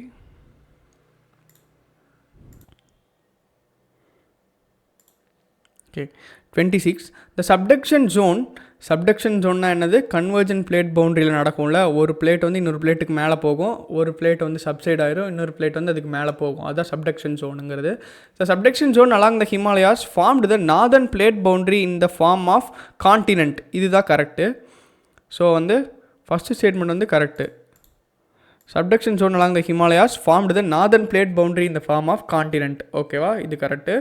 ஏன்னா வந்து பார்த்திங்கன்னா இந்தியன் பிளேட் வந்து பார்த்திங்கன்னா யூரேஷியன் பிளேட்டுக்கு அடியில் வந்து சப்டக்ஷன் ஜோன் ஆகிட்டு இருக்குது. ஸோ அதுதான் வந்து கன்வர்ஜென்ட் பவுண்டரி அப்படின்னு சொல்லுவாங்க. அந்த பவுண்டரினால் ஃபார்ம் ஆகிற ஜோன் இருக்குல்ல, அதுதான் வந்து subduction zone. The boundary between Indian and Antarctic plate was marked by oceanic ridges அப்படின்னு சொல்கிறாங்க. இந்தியன் பிளேட்டுக்கும் அண்டார்டிக் பிளேட்டுக்கும் பவுண்டரி இருக்குல்ல, அந்த பவுண்டரியில் வந்து ஒரு டைவர்ஜென்ட் ஏரியா தான் இருக்குது. ஸோ அதனால தான் வந்து ஓசானிக் ரிட்ஜஸோட ப்ரெசன்ஸ் அங்கே இருக்குது அப்படின்னு சொல்லியிருக்காங்க. இது வந்து கரெக்டு தான். நெக்ஸ்ட் வந்து என்னது? During the movement of Indian plate towards Eurasian plate the outpour of lava led to the formation of northern plains அப்படின்னு சொல்லியிருக்காங்க. இது டக்குன்னு படிக்கிறதுக்கு கரெக்ட் மாதிரி தெரியும்.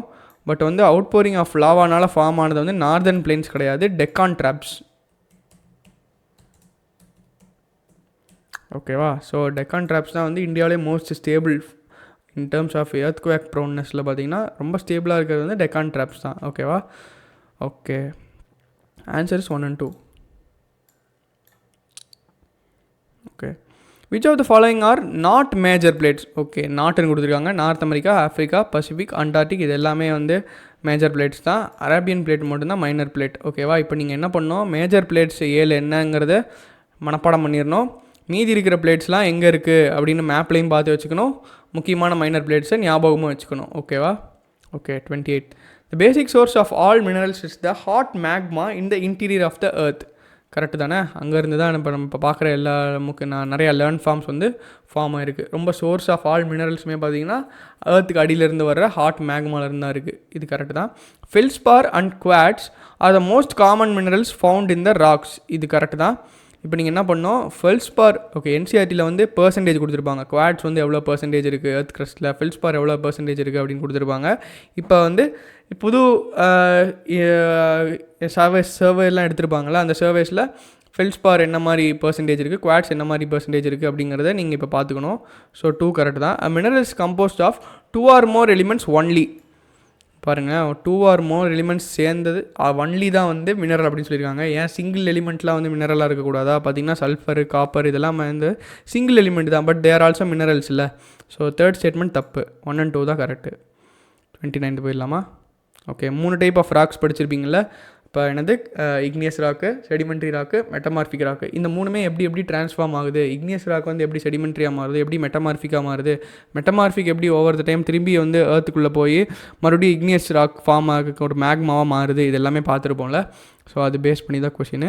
Igneous rocks form out of magma and lava from the interior of the earth. இது correct தான். Igneous rock தான். இதனால தான் வந்து இது பிரைமரி ராக்ஸ் அப்படின்னு சொல்லுவாங்க. Granite, gabbro, pegmatite, basalt and volcanic breccia are the examples of igneous rocks. இது கரெக்டு தான்.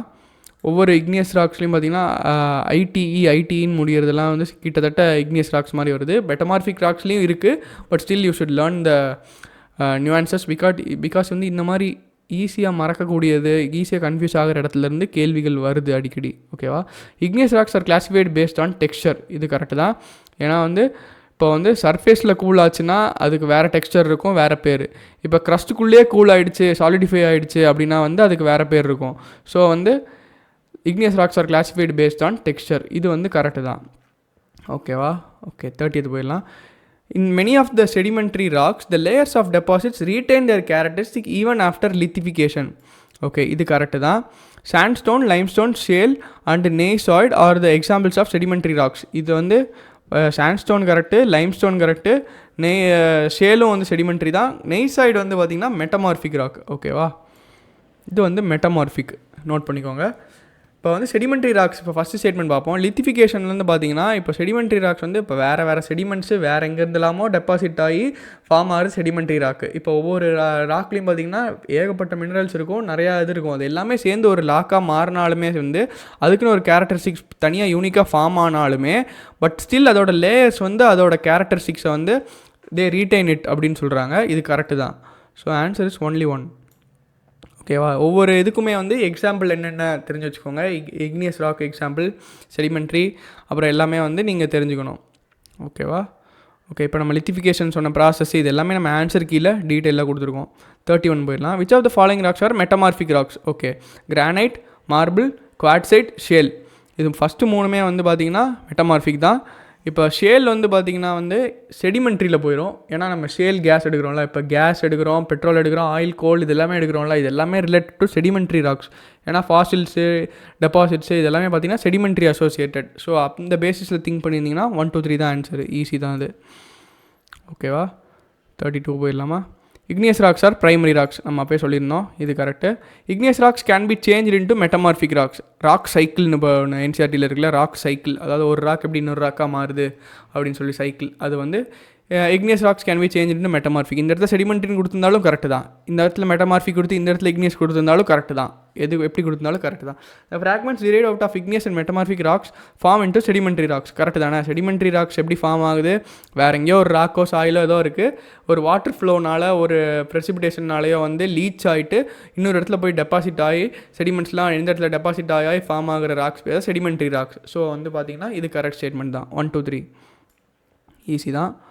ஓகே, 33.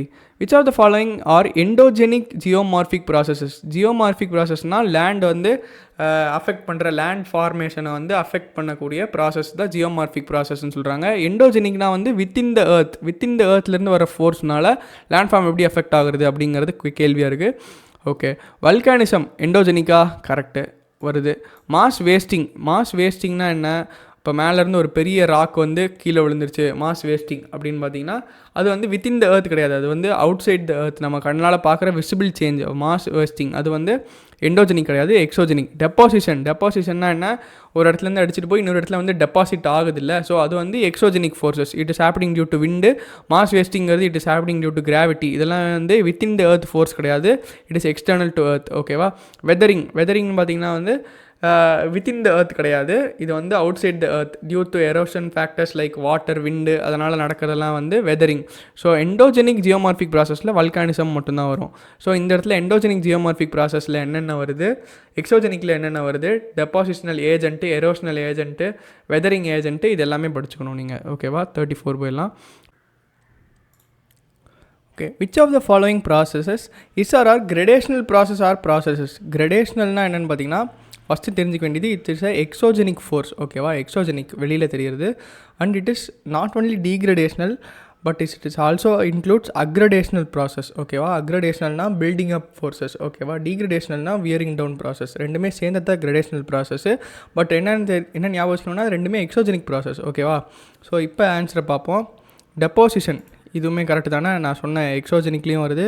இது வந்து அக்ரடேஷன், அதாவது பில்டிங் அப் ப்ராசஸ். டெபோசிஷன். வல்கானிசம் இது வந்து எண்டோஜெனிக் ஃபோர்ஸஸ், கிரடேஷனுக்கு கீழே வராது. எரோஷன் ஒரு இடத்துலேருந்து அடிச்சுட்டு போகிறது எரோஷன். ஓகேவா? அது வந்து டீக்ரடேஷன் ப்ராசஸில் சேரும். ஸோ இது வந்து அக்ரடேஷனு, இது வந்து டீக்ரடேஷனு, இது ரெண்டுமே வந்து gradational process. So answer is 1 and 3 only. Okay, 35 போயிடலாம். Which of the following can give information about earth's interior? இப்போ எர்த் குவேக் லெசனில் பார்த்தீங்கன்னா இதுதான் ஃபஸ்ட்டு இருக்கும். மேக்னெட்டிக் ஃபீல்டு, ஏன்னா எர்த்துக்கு அடியில் இருக்கிற ஒவ்வொரு லேயர்ஸுமே பார்த்திங்கன்னா ஒவ்வொரு மேக்னெட்டிக் ஃபீல்டு இருக்கும். ஒவ்வொரு போலாரிட்டி இருக்கும். ஸோ இது வந்து வச்சு நம்ம உள்ளே இருக்கிற ஹிஸ்ட்ரியை ட்ரேஸ் அவுட் பண்ணலாம். எந்தெந்த லேயர்ஸ் எப்போ ஃபார்ம் ஆச்சு அந்த ஹிஸ்ட்ரியை வந்து மேக்னெட்டிக் ஃபீல்ட் ட்ரேசஸ் வச்சு ட்ரேஸ் பண்ணலாம். ஓகேவா. நெக்ஸ்ட் வந்து மீட்டியார்ஸ் வந்து பார்த்திங்கன்னா எர்த் லைட் ஆப்ஜெக்ட்ஸ், எர்த் மாதிரியே இருக்கிற ஆப்ஜெக்ட்ஸு. ஸோ இது வந்து எர்த்தை வந்து இம்பேக்ட் பண்ணும்போது அதோட மெட்டீரியல்ஸ் அனலைஸ் பண்ணி பார்க்கும்போது எர்த்தோட இன்டீரியர் இதே மாதிரி தான் இருக்கும் அப்படின்னு நமக்கு தெரிய வருது. ஸோ மீட்டியார்ஸ் வந்து ஒரு இம்பார்ட்டன்ட் சோர்ஸு. கிராவிடேஷன் இது வந்து பார்த்திங்கன்னா ரொம்ப முக்கியமானது எர்த் இன்டீரியர்ஸில். ஏன்னா கிராவிடேஷனல் எது வந்து ரொம்ப டென்சர் லேயரு நிஃப் லேயர் தான் மோஸ்ட் டென்சிட்டி அதிகமாக இருக்கிறது. ஸோ அது வந்து கீழே இருக்கிறதுலே கீழே கோரில் போய் டெபாசிட் ஆகிருக்கும்.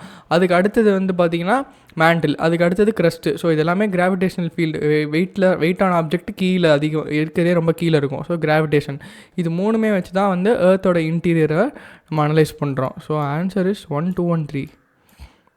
ஓகேவா. Okay 36. Consider the following statements regarding to earthquake waves. earthquake wavesல வந்து பாடி வேவ் சர்ஃபேஸ் வேவ்னு ரெண்டு இருக்குது. பாடி வேவில் பார்த்திங்கன்னா பி வேவ் எஸ் வேவ் ரெண்டு இருக்கும். சர்ஃபேஸ் வேவில் தான் பார்த்திங்கன்னா வந்து மோஸ்ட் டெஸ்ட்ரக்டிவ் அப்படின்னு சொல்கிறோம். அதில் எல் வேவ் ஆர் வேவ் அப்படின்னு ரெண்டு இருக்கும். ஸோ இது எல்லாமே இந்த 4 வேவ்ஸுக்குமே வந்து டைரக்ஷன் ஆஃப் வேவு, டைரக்ஷன் ஆஃப் ஆப்ஜெக்ட் ப்ரொபகேஷனு, அப்புறம் வந்து இதனால் வர இம்பேக்ட்டு எது ஃபஸ்ட்டு வருது, இதோட ஷேடோ ஜோன் என்ன, இது எல்லாமே டயக்ராமேட்டிக் ரெப்ரசன்டேஷனில் தெரிஞ்சு வச்சுக்கணும். ஓகேவா. Body waves are the first to form at the focus of the earthquake. Okay இது கரெக்டு தான். இப்போ நீங்கள் வந்து எபி சென்டர்னா என்ன, ஹைப்போ சென்டர்னா என்ன, இது ரெண்டுத்துக்கான வித்தியாசமும் இது ரெண்டுமே தெரிஞ்சு வச்சுக்கோங்க. ஓகேவா. The body waves interact with the surface waves and generate new set of waves. இது வந்து கரெக்டு தானே. Body waves interact with surface rock. எப்போ வந்து பாடி வேவ்ஸ் வந்து சர்ஃபேஸ் ராக்கை வந்து தொடுதோ அப்போ new set of wave create ஆகுது. அந்த வேவுக்கு பேர் சர்ஃபேஸ் வேவ். ஓகேவா. இந்த இடத்துல எழுதி வச்சுக்கோங்க, கால்டு சர்ஃபேஸ் வேவ்னு எழுதிக்கோங்க. ஓகேவா. உங்கள் answer is B, both 1 and 2. With respect to shadow zone, இப்போ நான் சொன்னேன்ல ஷேடோ ஜோன் கேள்வியாக வந்துருச்சு பார்த்தீங்களா. Okay. For each earthquake there exist and all to the different shadow zone. Correct தானே. இப்போ வந்து பி வேவுக்கு பார்த்தீங்கன்னா ஷேடோ ஜோன் வந்து 105 to 145 இருக்கும். எஸ் வேவுக்கு வந்து 105க்கு அப்புறம் இருக்கிற ஃபுல்லாமே ஷேடோ ஜோன் தான். ஓகேவா. அப்புறம் வந்து பி வேவ் வந்து சாலிட் லிக்விட் கேஸ் இது மூணுத்துலேயுமே ப்ரொபகேட் ஆகும். எஸ் வேவ்ஸ் வந்து பார்த்திங்கன்னா சாலிடில் மட்டும்தான் போகும். ஸோ இந்த மாதிரி இது எல்லாமே shadow zones of each wave வந்து டிஃப்ரெண்ட் தான். ஓகேவா. Any seismograph located within 145 degree from the epicentre will record both P and S wave. இது வந்து தப்பாக இருக்குது. ஏன்னா வந்து பார்த்திங்கன்னா 145 to 105 வந்து பார்த்திங்கன்னா வந்து ரெண்டு இதுக்குமே வந்து ஷேடோ ஜோனு. 145க்கு அப்புறம் வந்து பார்த்திங்கன்னா பி வேவ்ஸ் வரும், ஆனால் எஸ் வேவ்ஸ் வரவே வராது. 105ஓட எஸ் வேவ்ஸ் வந்து நின்றுடும். ஓகேவா. Third statement, the shadow zone of S waves is much larger than P waves. Correct தான். ஓகேவா. இது எல்லாமே பேசிக் என்சிஆர்டிலேருந்து அப்படியே எடுத்துருக்காங்க, தப்பு பண்ணவே கூடாது. 38. இப்போ கொஸ்டின் படிக்கும்போது கேர்ஃபுல்லாக இருக்கணும். இன்கரெக்ட் கொடுத்துருக்காங்க. ஓகேவா. ஓகே. எது இன்கரெக்ட்னு கண்டுபிடிக்கணும். Magnitude of an earthquake denotes the energy released during the quake. இது கரெக்டு தான். மேக்னிடியூடை இது பண்ணுறது வந்து ரிச்சர் ஸ்கேலு. மெர்காலி வந்து இன்டென்சிட்டி மெஷர் பண்ணுறதுக்கான ஸ்கேல். ஓகேவா. இது தெரிஞ்சுக்கோங்க. Intensity of an earthquake denotes the level of visible damage caused by the quake. இது கரெக்டு தான். மேக்னிடியூட் அந்த intensity scales range from 1 to 12 அப்படின்னு கொடுத்துருக்காங்க. இது வந்து தப்பான ஸ்டேட்மெண்ட்டு, இன்கரெக்ட் கேட்டிருக்காங்க, அதனால் இதை ஹைலைட் பண்ணியிருக்கோம். மேக்னிடியூட் வந்து பார்த்திங்கன்னா 0 to 10 இப்படி தான் வந்து நம்ம எக்ஸ்ப்ரெஸ் பண்ணுறோம். ஓகேவா. இது தெரிஞ்சுவாங்க. இன்டென்சிட்டி ஸ்கேல் தான் வந்து 1 to 12 நம்ம ரெப்ரசென்ட் பண்ணுறோம். ஓகேவா. போத் மேக்னிடியூட் அண்ட் இன்டென்சிட்டின்னு கொடுத்துருக்காங்கல்ல. மேக்னிடியூட் வந்து 0 to 10, இன்டென்சிட்டி தான் வந்து 1 to 12. ஓகேவா. Okay. While the mercantile scale is known as Richter scale, intensity scale is known as Mercalli scale. இது எப்படி ஞாபகம் வச்சுக்கணும்னா, இன்டென்சிட்டி ஐயில் ஆரம்பிக்குதா, இங்கே மெர்காலி ஐயில் முடியுதா, இப்படி ஞாபகம் வச்சுருந்தேன் நான். ஸோ இந்த டெக்னிக்கை நீங்கள் யூஸ் பண்ணலாம். ஓகே. 39 போயிடலாம். The earth's crust is brittle in nature. Brittleனா வீக், ஈஸிலி பிரேக்கபிள் அப்படின்னு அர்த்தம். கரெக்டு தானே. எரோஷன் ப்ராசஸ்லாம் நடக்குது. ஸோ வந்து earth crust is brittle in nature. இது கரெக்டு தான். Oceanic crust is thicker than continental crustன்னு சொல்லியிருக்காங்க. இது வந்து தப்பு. இது வந்து ஓஷானிக் crust வந்து தின்னர். ஆவரேஜாக பார்த்தீங்கன்னா ஓஷானிக் crust வந்து 5 கிலோமீட்டர் திக்னஸ் இருக்குன்னா வந்து காண்டினென்டல் crust வந்து 8 to 13 கிலோமீட்டர்ஸ் வரைக்கும் காண்டினென்டல் crustோட திக்னஸ் இருக்கும். ஓகேவா. ஓகே. Due to isostasy the continental crust becomes thinner in the area of fold mountains அப்படின்னு கொடுத்துருக்காங்க. இது வந்து அப்படியே உல்ட்டாவாக இருக்குது, திக்கர் தான் இருக்கும். ஓகேவா. ஐசோஸ்டசின்னு பார்த்தீங்கன்னா அதோட டெஃபினிஷன் அப்படியே படிக்கிறேன். It refers to the state of gravitational equilibrium between the earth's lithosphere and the asthenosphere. It explains how the Earth's crust maintains balance by floating on the denser and more fluid astrosphere, similar to how icebergs float in water. ஓகேவா. Due to isostasy, the continental crust வந்து பார்த்திங்கன்னா திக்கர் தான் ஆகும் fold மவுண்டன்ஸில். ஏன்னா வந்து பார்த்திங்கன்னா அது வந்து ரொம்ப ஸ்டேபிளாக வந்து ஒரு இடத்துல இருக்கணும்ல. ஸோ அப்படி ஆகும்போது அவ்வளோ பெரிய மவுண்டனை தாங்கும்போது போகும்போது கான்டினென்டல் க்ரஸ்ட் வந்து ஆட்டோமேட்டிக்காக ரொம்ப திக்கர் தான் ஆகும். ஓகேவா? டியூ டு ஐசோஸ்டெசி வந்து கான்டினென்டல் க்ரஸ்ட் பிகம்ஸ் திக்கர் இந்த area of fold mountains in order to maintain equilibrium between the earth lithosphere and astrosphere. அதனால தான் வந்து ஹிமாலயாஸ் வந்து ஃப்ளோட் ஆகிறது நமக்கு தெரியல. ஏன்னா கான்டினென்டல் க்ரஸ்ட்டோட திக்னஸ் வந்து கீழே அதிகமாக இருக்குது. ஓகேவா? ஓகே, இது வந்து கரெக்ட்னு சொல்லியிருந்தோம். இது ரெண்டும் தப்புன்னு இருக்குது. கொஷினில் கேட்டிருக்கிறது இன்கரெக்ட் கேட்டிருக்காங்க. இந்த இன்கரெக்டான வார்த்தையெல்லாம் ரொம்ப கேர்ஃபுல்லாக படிக்கணும். Answer is D 213. ஓகேவா? Okay, consider the following statements. Okay, 40. Consider the following statements. Lithosphere include the crust and some parts of the mantle. இது கரெக்டு தான். லித்தோஸ்பியர் வந்து கரெக்டு தான். Lithosphere contains crust and some parts of the mantle. Asthenosphere includes the mantle and some parts of the core அப்படின்னு கொடுத்துருக்காங்க. அது தப்பு. ஆஸ்ட்ரோஸ்பியர் வந்து பார்த்திங்கன்னா அதோட திக்னஸ் வந்து 10 to 200 கிலோமீட்டர் வரைக்கும் இருக்கும். அதாவது அப்பர் மேண்டிலும் க்ரஸ்ட்டும் சேர்ந்தது தான் வந்து ஆஸ்ட்ரோஸ்பியர். ஓகேவா? Okay, it is in solid state. அங்கே தான் வந்து வால்கானிக் எரப்ஷன்ஸ்லுக்கு எப்படி மேக்மா இருந்து எப்படி வெளியே வருதுன்னா அதோட இதுக்கு காரணம் வந்து அந்த இடத்துல மேண்டில் லேயர் வீக்காக இருக்குது. ஸோ அந்த வீக்கான இருக்கிற மேண்டில் லேயர் வழியாக தான் மேக்மா வந்து மேலே வந்து லாவா ஃப்ளோவாக வருது. அந்த வீக் லேயருக்கு பேர் தான் ஆஸ்ட்ரோஸ்பியர். அது வந்து 10 to 200 கிலோமீட்டர் திக்னஸ் இருக்கிறது தான் வந்து astrosphere. So answer is only one. Mantle and some parts of the கோர்னு கொடுத்துருக்காங்க. இது தப்பு. ஓகேவா?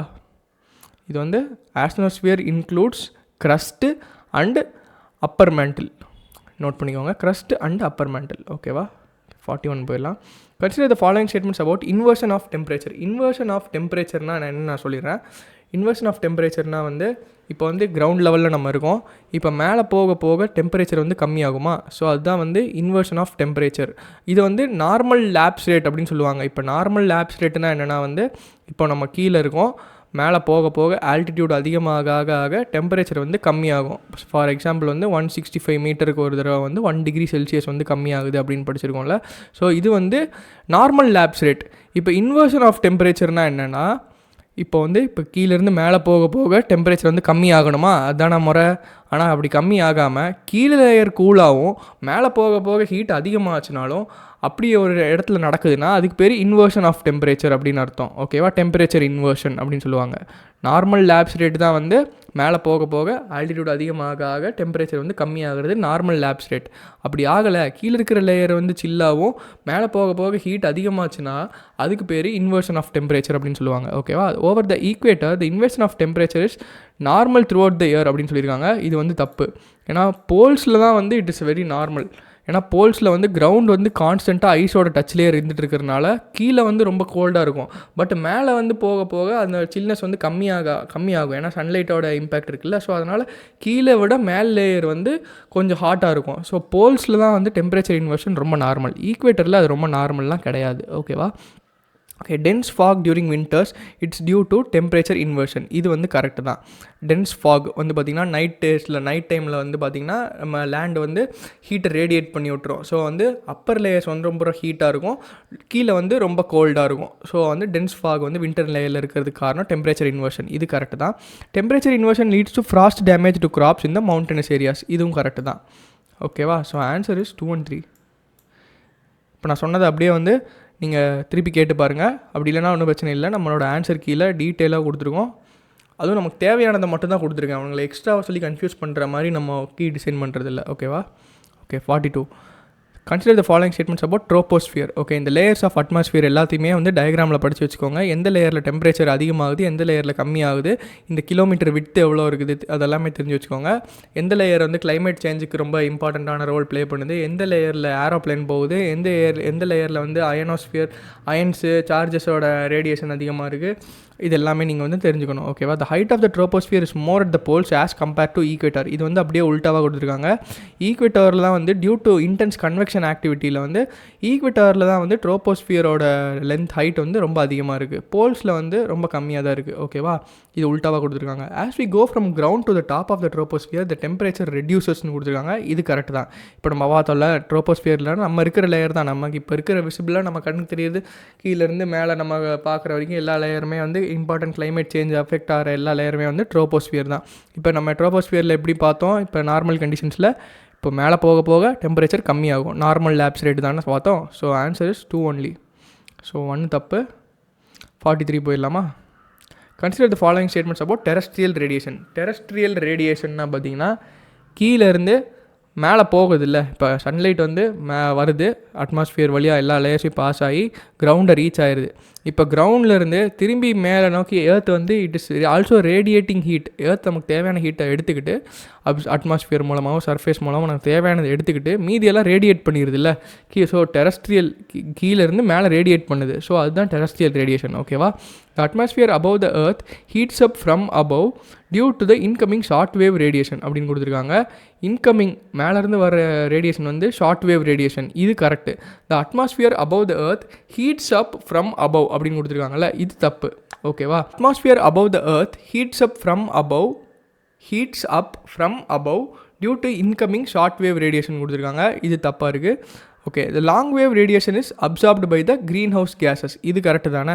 இப்போது இன்ஃப்ராரெட் ரேடியேஷன் சொல்கிறோம்ல, அதுதான் வந்து லாங் வேவ் ரேடியேஷன். அதாவது மேலேருந்து சன்லேருந்து இங்கே வர்றது வந்து short wave radiation, UV radiation.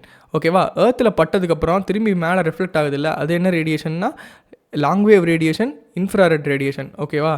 அதில் தான் வந்து க்ரீன் ஹவுஸ் எஃபெக்ட் வருது. So second statement correct. Answer is 2 only. ஓகேவா?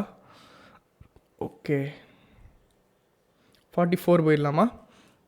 Consider the following about heat budget of the earth. Okay, in stratosphere the temperature increases as we go away from the earth. இது வந்து correct. ட்ரோபோஸ்பியருக்கு அப்படியே ஆப்போசிட்டாக temperature changes நடக்கும். அதாவது inversion of temperature வந்து ஸ்ட்ராட்டோஸ்பியரில் நடக்கும். ஓகேவா? ஸோ வந்து டெம்பரேச்சர் வந்து மேலே போக போக இன்க்ரீஸ் ஆகிட்டே இருக்கும். இது கரெக்ட் ஸ்டேட்மெண்ட் தான்.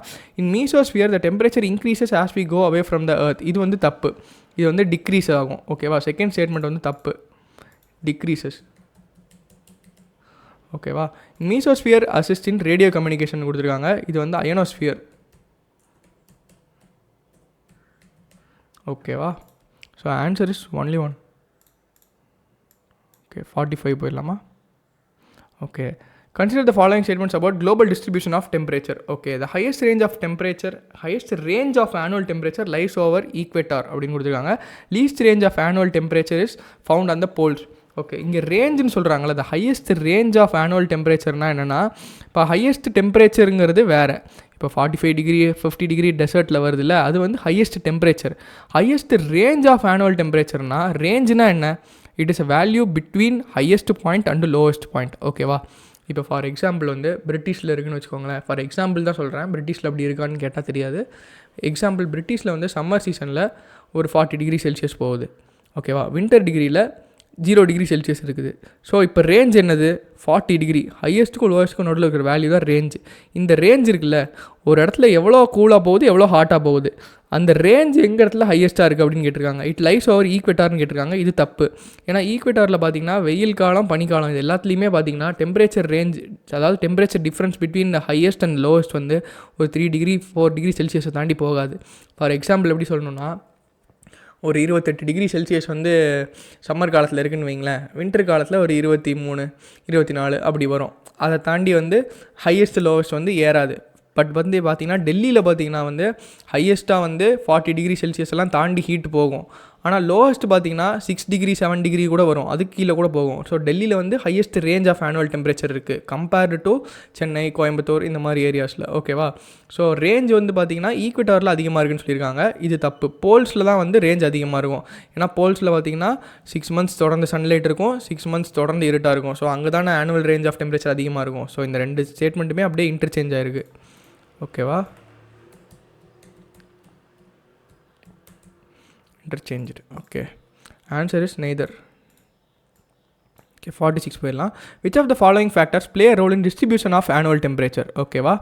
Distribution of annual temperature. கான்டினென்டாலிட்டினா வந்து சீ லெவல்லேருந்து ரொம்ப உள்ள தள்ளி இருக்கிறது. பட் சப்போஸ் நான் மேலே இருக்கிற எக்ஸாம்பிள் சொன்னல, டெல்லி வந்து சீயை விட்டு ரொம்ப உள்ள தள்ளி இருக்குது. ஸோ அங்கே வந்து we face extremes of climate, extreme ஹாட்டும் இருக்கும், எக்ஸ்ட்ரீம் கோல்டும் இருக்கும். ப்ரெசன்ஸ் ஆஃப் வாட்டர் பாடிஸ், இது ரொம்ப முக்கியம் தானே. ஏன்னா மாய்ஸ்சர் சப்ளை அதிகமாக இருக்கிறதுனால சென்னை, விசாகப்பட்டினம் இந்த மாதிரி ஏரியாஸில் ஹியூமிடிட்டி அதிகமாக இருக்குது. ஸோ வந்து இதுவுமே வந்து டெம்பரேச்சர் வந்து முக்கியமான ரோல் ப்ளே பண்ணுது. Latitude of the location correct தானே. இப்போ காஷ்மீரில் வேறு லேட்டிடியூட் இருக்குது, கன்னியாகுமரியில் வேறு லேட்டிடியூட் இருக்குது. இது வந்து டெம்பரேச்சர் வந்து எப்படி வேரி ஆகுதுங்கிறது நம்ம எல்லாருக்குமே தெரிஞ்சிருக்கும். ஸோ லேட்டிடியூடும் இம்பார்ட்டண்ட்டான ரோல் தான். Presence close to ocean currents, இது கரெக்டு தானே. இப்போ சப்போஸ் ஒரு இடத்துல கோல்டு ஓஷன் கரண்ட் ஃப்ளோ ஆகுதுன்னா இந்த சைடில் இருக்கிறது ஏரியா வந்து ரொம்ப ட்ரையாக இருக்கும். ஃபார் எக்ஸாம்பிள் வேர்ல்டில் நம்ம பார்க்குற ட்ராபிக்கல் சப்ட்ராபிக்கல் டெசர்ட் எல்லாமே பார்த்தீங்கன்னா they are very near to cold ocean currents. Okay, இதே வார்ம் ஓஷன் கரண்ட் கிட்ட இருக்கிற லொக்கேஷனாக இருந்தால் நிறைய மழை பெய்யும். ஓகேவா, ஸோ அதுவும் டெம்பரேச்சருக்கான முக்கியமான காரணம்.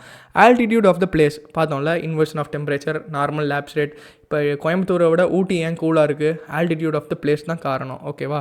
Okay, longitude of the place. Longitude வந்து டெம்பரேச்சர் டிஸ்ட்ரிபியூஷனில் it has no role to play. லாங்கிடியூடுங்கிறது வந்து ரிவல்யூஷன் ஆஃப் த எர்த் ரிலேட்டடாக இருக்கிறது. இப்போ பார்த்தீங்கன்னா வந்து இப்போ ஒரு 82 டிகிரி 30 ஈஸ்ட் ஐஎஸ்டி லாங்கிடியூட் இருக்குல்ல, இப்போ அது வந்து டெம்பரேச்சர் ஆஃப் டிஃப்ரென்ஸுக்கு வந்து எதாவது காரணமாக இருக்கா, அந்த லாங்கிடியூடில் இருக்கிற லொக்கேஷன் எல்லாத்துக்கும் ஒரே டெம்பரேச்சர் இருக்குது இல்லை வேரி ஆகுது அப்படின்னு பார்த்தீங்கன்னா அது வந்து it has no role to play. So 6th one வந்து வராது. ஆஸ்பெக்ட் ஆஃப் த பிளேஸ், இதுவுமே வந்து ஒரு சின்ன ரோல் ப்ளே பண்ணும்ல. ஏன்னா ஒரு சில ஏரியாவில் வந்து ஃபாரஸ்ட் அதிகமாக இருக்கும், ஒரு சில ஏரியாவில் சாயில்ஸ், அப்புறம் ஆல்பெடோ எஃபெக்ட், இந்த மாதிரி இதெல்லாம் பார்க்கும்போது 7 கூட நம்ம எடுத்துக்கலாம். 6 வந்து வராது. ஓகேவா. 7 1 2 3 4 5 7 ஒன்லி. ஓகேவா. 47. The concentration of water vapor in air is more in equator as compared to poles. இது கரெக்டு தானே. ஏன்னா சன்லைட் இன்சுலேஷன் இங்கே தான் அதிகமாக இருக்குது, அது இல்லாமல் ஓஷன் ப்ரெசன்ஸ் அதிகமாக இருக்குது. ஸோ வாட்டர் வேப்பர் கான்சன்ட்ரேஷன் வந்து ஈக்குவேட்டரில் தான் அதிகமாக இருக்குது. ஓகேவா. The water vapour moderates the atmosphere of the earth. ஏன்னா வந்து பார்த்திங்கன்னா water vapour is a green house gas. So வந்து ஏர்த்தோட டெம்பரேச்சரை வந்து ஸ்டேபிளாக பார்த்துக்கிறதுல வாட்டர் வேப்பருக்கும் ஒரு முக்கியமான ரோல் இருக்குது. So answer is both 1 and 2. ஹியூமிடிட்டிலாம் பார்க்குறோம்ல, ஹியூமிடிட்டி அந்த மாதிரி humidity, moisture levels அதெல்லாம். Okay, 48. It is that consider the following statements about carbon dioxide. Okay, it is transparent to the incoming solar radiation but opaque to the outgoing terrestrial radiation. இது correct தானே. இதுதான் நான் வந்து green house எஃபெக்ட்டுங்கிறது, அதாவது கீழேருந்து போகிற ஹீட்டை வந்து ட்ராப் பண்ணி வச்சுக்கும் அப்படியே. ஸோ அதனால தான் வந்து carbon dioxide green house gas அப்படின்னு சொல்கிறோம். ஓகேவா. Second statement, the Keeling curve measures the concentration of carbon dioxide in the earth's atmosphere. இது வந்து கரெக்டு தான். ஓகேவா. இது என்சிஆர்டியில் இல்லைனாலும் இப்போ நீங்கள் தெரிஞ்சுக்கோங்க. So answers both 1 and 2. Okay. 49. Consider the following statements about solar radiation. Aphelion is a point when the earth is farthest from the sun. Correct தானே. இப்போ ஜூலையில் வந்து earth is வந்து it is farthest to the sun. ஜானில் வந்து பார்த்திங்கன்னா it is closest to the sun. இப்போ அந்த ஜானில் இருக்கிற இது வந்து பெரிஹீலியன், ஜூலையில் இருக்கிற பொசிஷன் வந்து அப்ஹீலியன். ஓகேவா. First statement correct. Annual insolation received by the earth in January is more than the amount received in July. Correct தானே. கிட்டத்தட்ட ஒரு 5 million கிலோமீட்டர்ஸ் வந்து earth is more near to sun in January. So insolation வந்து ஆட்டோமேட்டிக்காக அங்கே அதிகமாக இருக்கும் அந்த டைமில். So both 1 and 2. 50th போயிடலாம். Okay. Consider the following statements about advection. அட்வெக்ஷன்னா வந்து horizontal movement of air mass தான் வந்து அட்வெக்ஷன். வெர்டிக்கல் மூமெண்ட் வந்து கன்வெக்ஷன். ஓகேவா. இப்போ நம்ம ஏர்த்தில் நம்ம இப்போ ஃபேஸ் பண்ணுற இம்பார்ட்டண்ட்டான வெதர் சேஞ்சஸ் பார்த்திங்கன்னா day and night changes, weather சேஞ்சஸ்க்கெலாம் வந்து முக்கியமான காரணம் வந்து அட்வெக்ஷன் தான். ஓகேவா. அதை தெரிஞ்சுக்கணும். Okay. Heat transfer of heat to the horizontal movement of air is called advection. Correct. Loo இந்த north Indian plains is the result of advection. Loo winds பார்த்திங்கன்னா சம்மரில் வந்து மே மாதத்தில் வரும். பீகார்லேருந்து பஞ்சாப் வரைக்கும் இருக்கிற எல்லா ஸ்டேட்ஸ்லையும் இதை நம்ம பார்க்கலாம் அப்படின்னு சொல்லி படிச்சிருப்போம்ல. அது வந்து it's a result of advection சொல்கிறாங்க. இது கரெக்டு தான். ஓகேவா. Okay. 51. Which of the following factors result in variation in insolation? இன்சோலேஷன்னா வந்து சன்லைட் வந்து தரையில் படுற இது இருக்குல்ல, எவ்வளோ படுது, எவ்வளோ இன்டென்சிட்டி படுது, எவ்வளோ எனர்ஜி வந்து கீழே விழுகுதுங்கிறது தான் இன்சோலேஷன். சன்லைட் வந்து எவ்வளோ விழுகுது அதான் இன்சோலேஷன். ஓகேவா. Okay. Rotation of the earth இதுக்கு முக்கியமான காரணமா? ஆமாம், ரொட்டேஷன் முக்கியம். ஏன்னா டே அண்ட் நைட் சேஞ்சஸ், நைட்டில் வந்து நமக்கு இன்சோலேஷன் வருதா இல்லை. ஸோ ரொட்டேஷன் தான் வந்து இன்சோலேஷனை தீர்மானிக்கிற முக்கியமான ஃபேக்டர். Okay correct. ரிவல்யூஷனுக்கும் இன்சோலேஷனுக்கும் ஏதாவது சம்மந்தம் இருக்கா? ரிவல்யூஷன் வந்து பார்த்திங்கன்னா 365 days நடக்கிறது. ஒரு சைடு வந்து இன்சோலேஷன் கம்மியாக வருது, ஒரு சைடு அதிகமாக வருது, அப்படிலாம் நம்ம சொல்ல முடியாது. ஏன்னா it is a year long process. Season change ஆகுது இல்லை, அதுக்கு காரணம் தான் வந்து ரிவல்யூஷன் ஆஃப் த எர்த். ஓகேவா. இன்சோலேஷன் டே அண்ட் நைட் சேஞ்சஸுக்கு ரிவல்யூஷனுக்கும் சம்மந்தம் இல்லை. 2 வராது. Angle of inclination of the sun's rays இது கரெக்டு தானே. இப்போ ஈக்வேட்டர்லாம் பார்த்தீங்கன்னா தலைக்கு மேலே சூரியன் இருக்கும். ஓகேவா. பட் வேறஸ் வந்து நீங்கள் வந்து போலார் ரீஜன்ஸ்லாம் பார்த்தீங்கன்னா தலைக்கு மேலே சூரியன் போகாது, ஸ்லாண்டிங்காக தான் இருக்கும். மேக்ஸிமம் ஒரு 20 degree 30 degrees அந்த ஆங்கிளை தாண்டி சூரியன் வந்து போகவே போகாது. ஓகேவா? ஸோ தேர்ட் ஸ்டேட்மெண்ட் வந்து கரெக்ட். லென்த் ஆஃப் த டேவை பொறுத்து சன்லைட் ரிசீவ் ஆகிறது மாறும்ல. இப்போ சப்போஸ் சம்மர் சீசனில் வந்து டே டைம் அதிகமாக இருக்கும். ஸோ அப்போ வந்து இன்சோலேஷன் வந்து அதிகமாக விழுகும். So length of the day வந்து முக்கியமான ஃபேக்டர். கரெக்ட் தானே? Okay. Configuration of the land in terms of its aspect, இதுவும் கரெக்ட் தான். இதை வந்து நீங்கள் ஒமிட் பண்ணிட முடியாது. கான்ஃபிகரேஷன் ஆஃப் லேண்டு வந்து in terms of its aspect. Suppose பார்த்தீங்கன்னா இப்போ மலை இருக்குன்னு வச்சுக்கோங்களேன், ஒரு மவுண்டன் இருக்குது, அதில் ஒரு சில ஆங்கிளில் வந்து இன்சுலேஷன் அதிகமாக விழுகலாம். இன்னொரு இடத்துல வந்து ஆப்போசிட் சைட் ஃபேஸிங் ஸ்லோப்ஸில் வந்து இன்சுலேஷன் கம்மியாக விழுகலாம். ஸோ இதை வந்து நீங்கள் இன்க்ளூட் பண்ணி தான் ஆகணும். டிரான்ஸ்பரன்சி ஆஃப் த அட்மாஸ்ஃபியர், இது வந்து ரொம்ப முக்கியம். இப்போ சப்போஸ் பார்த்தீங்கன்னா வேர்ல்ட்லேயே வந்து எங்கே இன்சுலேஷன் அதிகமாக இருக்குதுன்னு பார்த்தீங்கன்னா ஈக்வெட்டார் நம்ம நினைப்போம், அது தப்பு. ஆக்சுவலாக பார்த்தீங்கன்னா tropical desserts and subtropical desserts இருக்குல்ல, அங்கே தான் வந்து இன்சுலேஷன் அதிகமாக விழுகும். ஏன்னு சொல்கிறேன்னு கேட்டிங்கன்னா, இப்போ வந்து இந்த மாதிரி ஈக்வெட்டார் ரீஜன்ஸில் வந்து எவாப்ரேஷன் அதிகமாக இருக்கும், மாய்ஸ்சர் வந்து இருக்கிறதுனால க்ளவுட்ஸ் இருக்கும். ஸோ க்ளவுட்ஸ்னால் டைரெக்டாக வந்து கீழே தரையில் படுற சன்லைட் வந்து கம்மியாக தான் இருக்கும் ஈக்வெட்டாரில். வேறு டெசர்ட் ஏரியாஸில் பார்த்திங்கன்னா அங்கே மாய்ஸ்சர் ஹியூமிடிட்டி லெவலும் கம்மியாக இருக்கும், க்ளவுட்ஸே இருக்காது, nearly clouds will be absent. So மொத்த சன்லைட்டும் கீழே படும். அதனால தான் டெசர்ட்டில் we witness more highest temperatures. So insolation world அதிகமாக இருக்கிறது வந்து டெசர்ட்ஸில். So transparency of the atmosphere வந்து ரொம்ப முக்கியமான ஃபேக்டர். ஸோ அப்படி பார்க்கும்போது என்ன ஆன்சரு? 1 3 4 5 6 ஒன்லி. ஓகேவா? ஓகே, 52 போயிடலாம். The earth as a whole does not accumulate or lose heat, இது வந்து ரொம்ப கரெக்டான ஸ்டேட்மெண்ட்டு. எர்த்து வந்து ஹீட்டை வந்து ட்ரான்ஸ்ஃபர் வந்து கண்டினியூஸாக நடந்துகிட்டே இருக்குது. சன்லைட்லேருந்து எவ்வளோ வாங்குகிறோமோ அவ்வளோ வெளியே விட்டுருவோம். அதனால தான் எர்த்னால் ஒரு ஸ்டேபிளான டெம்பரேச்சரை மெயின்டைன் பண்ண முடியுது. ஓகேவா? இது correct. Of the incoming radiation coming to the earth from the sun most of it is absorbed by the atmosphere அப்படின்னு சொல்கிறாங்க. இது வந்து தப்பு. ஆக்சுவலாக மோஸ்ட் ஆஃப் இட் வந்து அப்சார்ப்டு பை அட்மாஸ்ஃபியர் கிடையாது. 35 யூனிட்ஸ் வந்து ஸ்பேஸ்க்கே ரெஃப்ளெக்ட் ஆகிடுது. எர்த் சர்ஃபேஸுக்கு வரதுக்கு முன்னாடியே வந்து 35 யூனிட்ஸ் வந்து ரெஃப்ளெக்ட் ஆகிடுது. த ரிமைனிங் 65 யூனிட்ஸ் வந்து அப்சார்ப் ஆகிடுது. அதில் 14 யூனிட்ஸ் தான் வந்து அட்மாஸ்ஃபியர் அப்சார்ப் பண்ணுது. மீதி 51 இது வந்து எர்த் சர்ஃபேஸ் தான் வந்து அப்சார்ப் பண்ணுது. ஸோ இங்கே அட்மாஸ்ஃபியர்னு கொடுத்துருக்காங்க. ஓகேவா? அது தப்பாக இருக்குது. Okay, there is a surplus of net radiation இந்த ஈக்வெட்டோரியல் ஏரியாஸ். இது கரெக்டு தானே? ஈக்வெட்டோரியல் ரீஜன்ஸில் தான் அதிகமாக சன்லைட் விழுகுது. ஸோ ரேடியேஷனும் அங்கே தானே அதிகமாக இருக்கும். So it is natural. Third correct. First correct. Answer is 1 and 3. 53 போயிடலாம். Which of the following pairs are correctly matched? Rivers and outflow. வேர்ல்டில் இம்பார்ட்டண்ட்டாக இருக்கிற ரிவர்ஸு, லேக்ஸு, அதோட ட்ரிபியூட்டரிஸு, அது எந்த சீயில் போய் கலக்குது, அப்புறம் வந்து அந்த லேக்கில் வந்து என்ஹாரிக் லேக் இந்த மாதிரிலாம் இருக்குது. அப்புறம் எந்த லேக்லாம் நியூஸில் இருக்குது, எந்த லேக்லாம் ட்ரை அப் ஆகிருக்கு, எதாவது பொல்யூஷன் நடந்திருக்கிற லேக்ஸு, இது எல்லாமே வந்து நீங்கள் பார்த்து தெரிஞ்சுக்கணும். ஓகேவா? நைல் ரிவர் வந்து மெடிட்டரேனியன் சீயில் தான் போய் கலக்குது, இது எல்லாத்துக்குமே தெரியும். அமேசான் ரிவர் வந்து பார்த்திங்கன்னா அட்லாண்டிக் ஓஷனில் கலக்குது. தப்பாக கொடுத்துருக்காங்களே, அட்லாண்டிக் ஓஷன். தனுபே ரிவர் வந்து அட்லாண்டிக் ஓஷனில் கலக்குதுன்னு சொல்லியிருக்காங்க. இது வந்து பிளாக் சி. ஓகேவா? அப்படியே இன்டர்சேஞ்ச் ஆகிருக்கு. இரவாடி ரிவர் வந்து பே ஆஃப் பெங்காலில் தான் வருது. இது கரெக்டு தான். Answer is 1 and 4. இப்போ நான் இந்த இடத்துல லுக் இன்டூன்னு கொடுத்துருப்பேன் ஆன்சர் கீழே. அது எல்லாத்தையும் நீங்கள் உடனடியாக போய் பார்த்துருங்க. ஏன்னா அப்புறம் பார்த்துக்கலான்னு வச்சுருந்தா அது கடைசி வரைக்கும் அப்புறம் பார்த்துக்கலான்னு தான் இருக்கும். ஓகேவா? Which of the following statements are correct? Polar habitats cover the top and bottom of the earth and the north and south poles respectively. Correct தானே? போலார் ஹேபிட்டட்ஸ் வந்து top and bottom of the எர்த்தில் north and south poles, Arctic and அண்டார்டிக்னு இருக்குது. இது correct தான். The north pole surrounded by Arctic Ocean. இது correct தான். ஓகேவா? Parts of Canada and Greenland are near the south போல்னு இருக்குது. இது வந்து தப்பு. இப்போ கனடா எங்கே இருக்குது, கிரீன்லேண்ட் எங்கே இருக்குது, இதெல்லாம் நார்தன் ஹெமிஸ்பியரில் நார்த் போல் கிட்டே இருக்குது. ஸோ தேர்ட் ஸ்டேட்மெண்ட் மட்டும் தப்பு. ரொம்ப பேசிக்கான ஸ்டேட்மெண்ட்டாக இருக்குல்ல கொஷின். ஓகே ஓகே 55 போயிடலாம். லேக்கு அதோட லொக்கேஷன் கேட்டிருக்காங்க. Caspian C, Azerbaijan, Russia, Kazakhstan, Turkmenistan, Iran. இது வந்து கரெக்டு. அதாவது லொக்கேஷன்னா வந்து இந்த சீயை சுற்றி இருக்கிற லொக்கேஷன். ஓகேவா? ஓகே. விக்டோரியா, டான்சேனியா, உகாண்டா, இது ரெண்டுலேயும் இருக்குங்கிறாங்க. இது கரெக்டு. அப்புறம் வந்து பைக்கால் லேக் வந்து ரஷ்யாவில் இருக்குது. இவங்க கசகஸ்தான் கொடுத்துருக்காங்க. பைக்கால் லேக் இன் ரஷ்யா. இது ஏதோ ஒரு விஷயத்துக்காக இது ரொம்ப ஃபேமஸ்ஸு. மோஸ்ட் சால்ட்டியஸ்ட் லேக்கா, மோஸ்ட் டீப்பஸ்ட் லேக்கா, அது சரியாக ஞாபகம் இல்லை. இது நீங்கள் இப்போயே செக் பண்ணிக்கோங்க. பைக்கால் லேக் இன் ரஷ்யா. ஓகேவா? ஓகே. பால்காஷ், இது வந்து பார்த்திங்கன்னா கசகஸ்தானில் இருக்குது. அப்படியே உல்ட்டாவாக கொடுத்துருக்காங்க. So answer is 1 and 2. 56 போயிடலாம். Consider the following statements. Okay. The actual amount of water vapour present in the atmosphere is known as absolute humidity. இது கரெக்டு தான். இதை ஞாபகம் வச்சுக்கோங்க.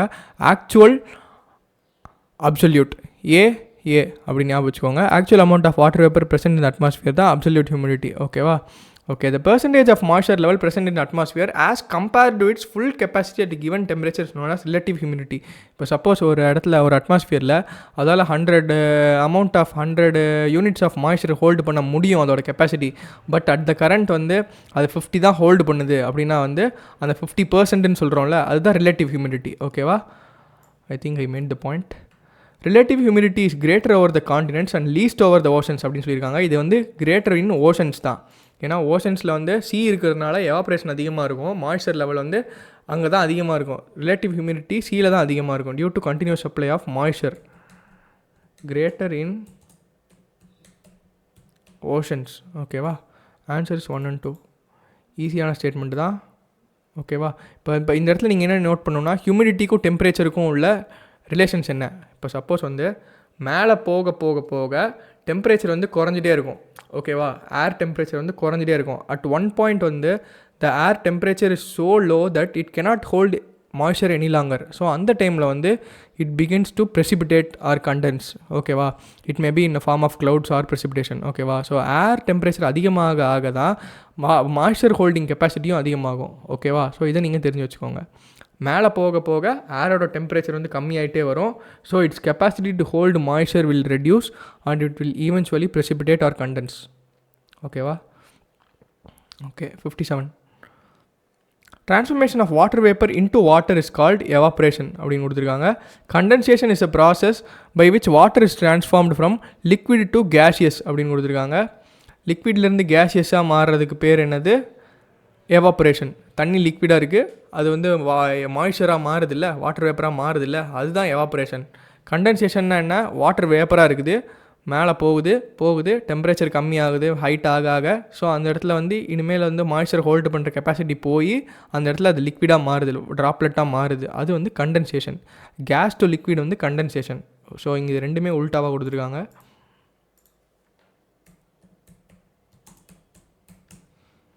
ரெண்டு ஸ்டேட்மெண்ட்டுமே. So answer is D. Okay, 58 போயிடலாம். Consider the following statements.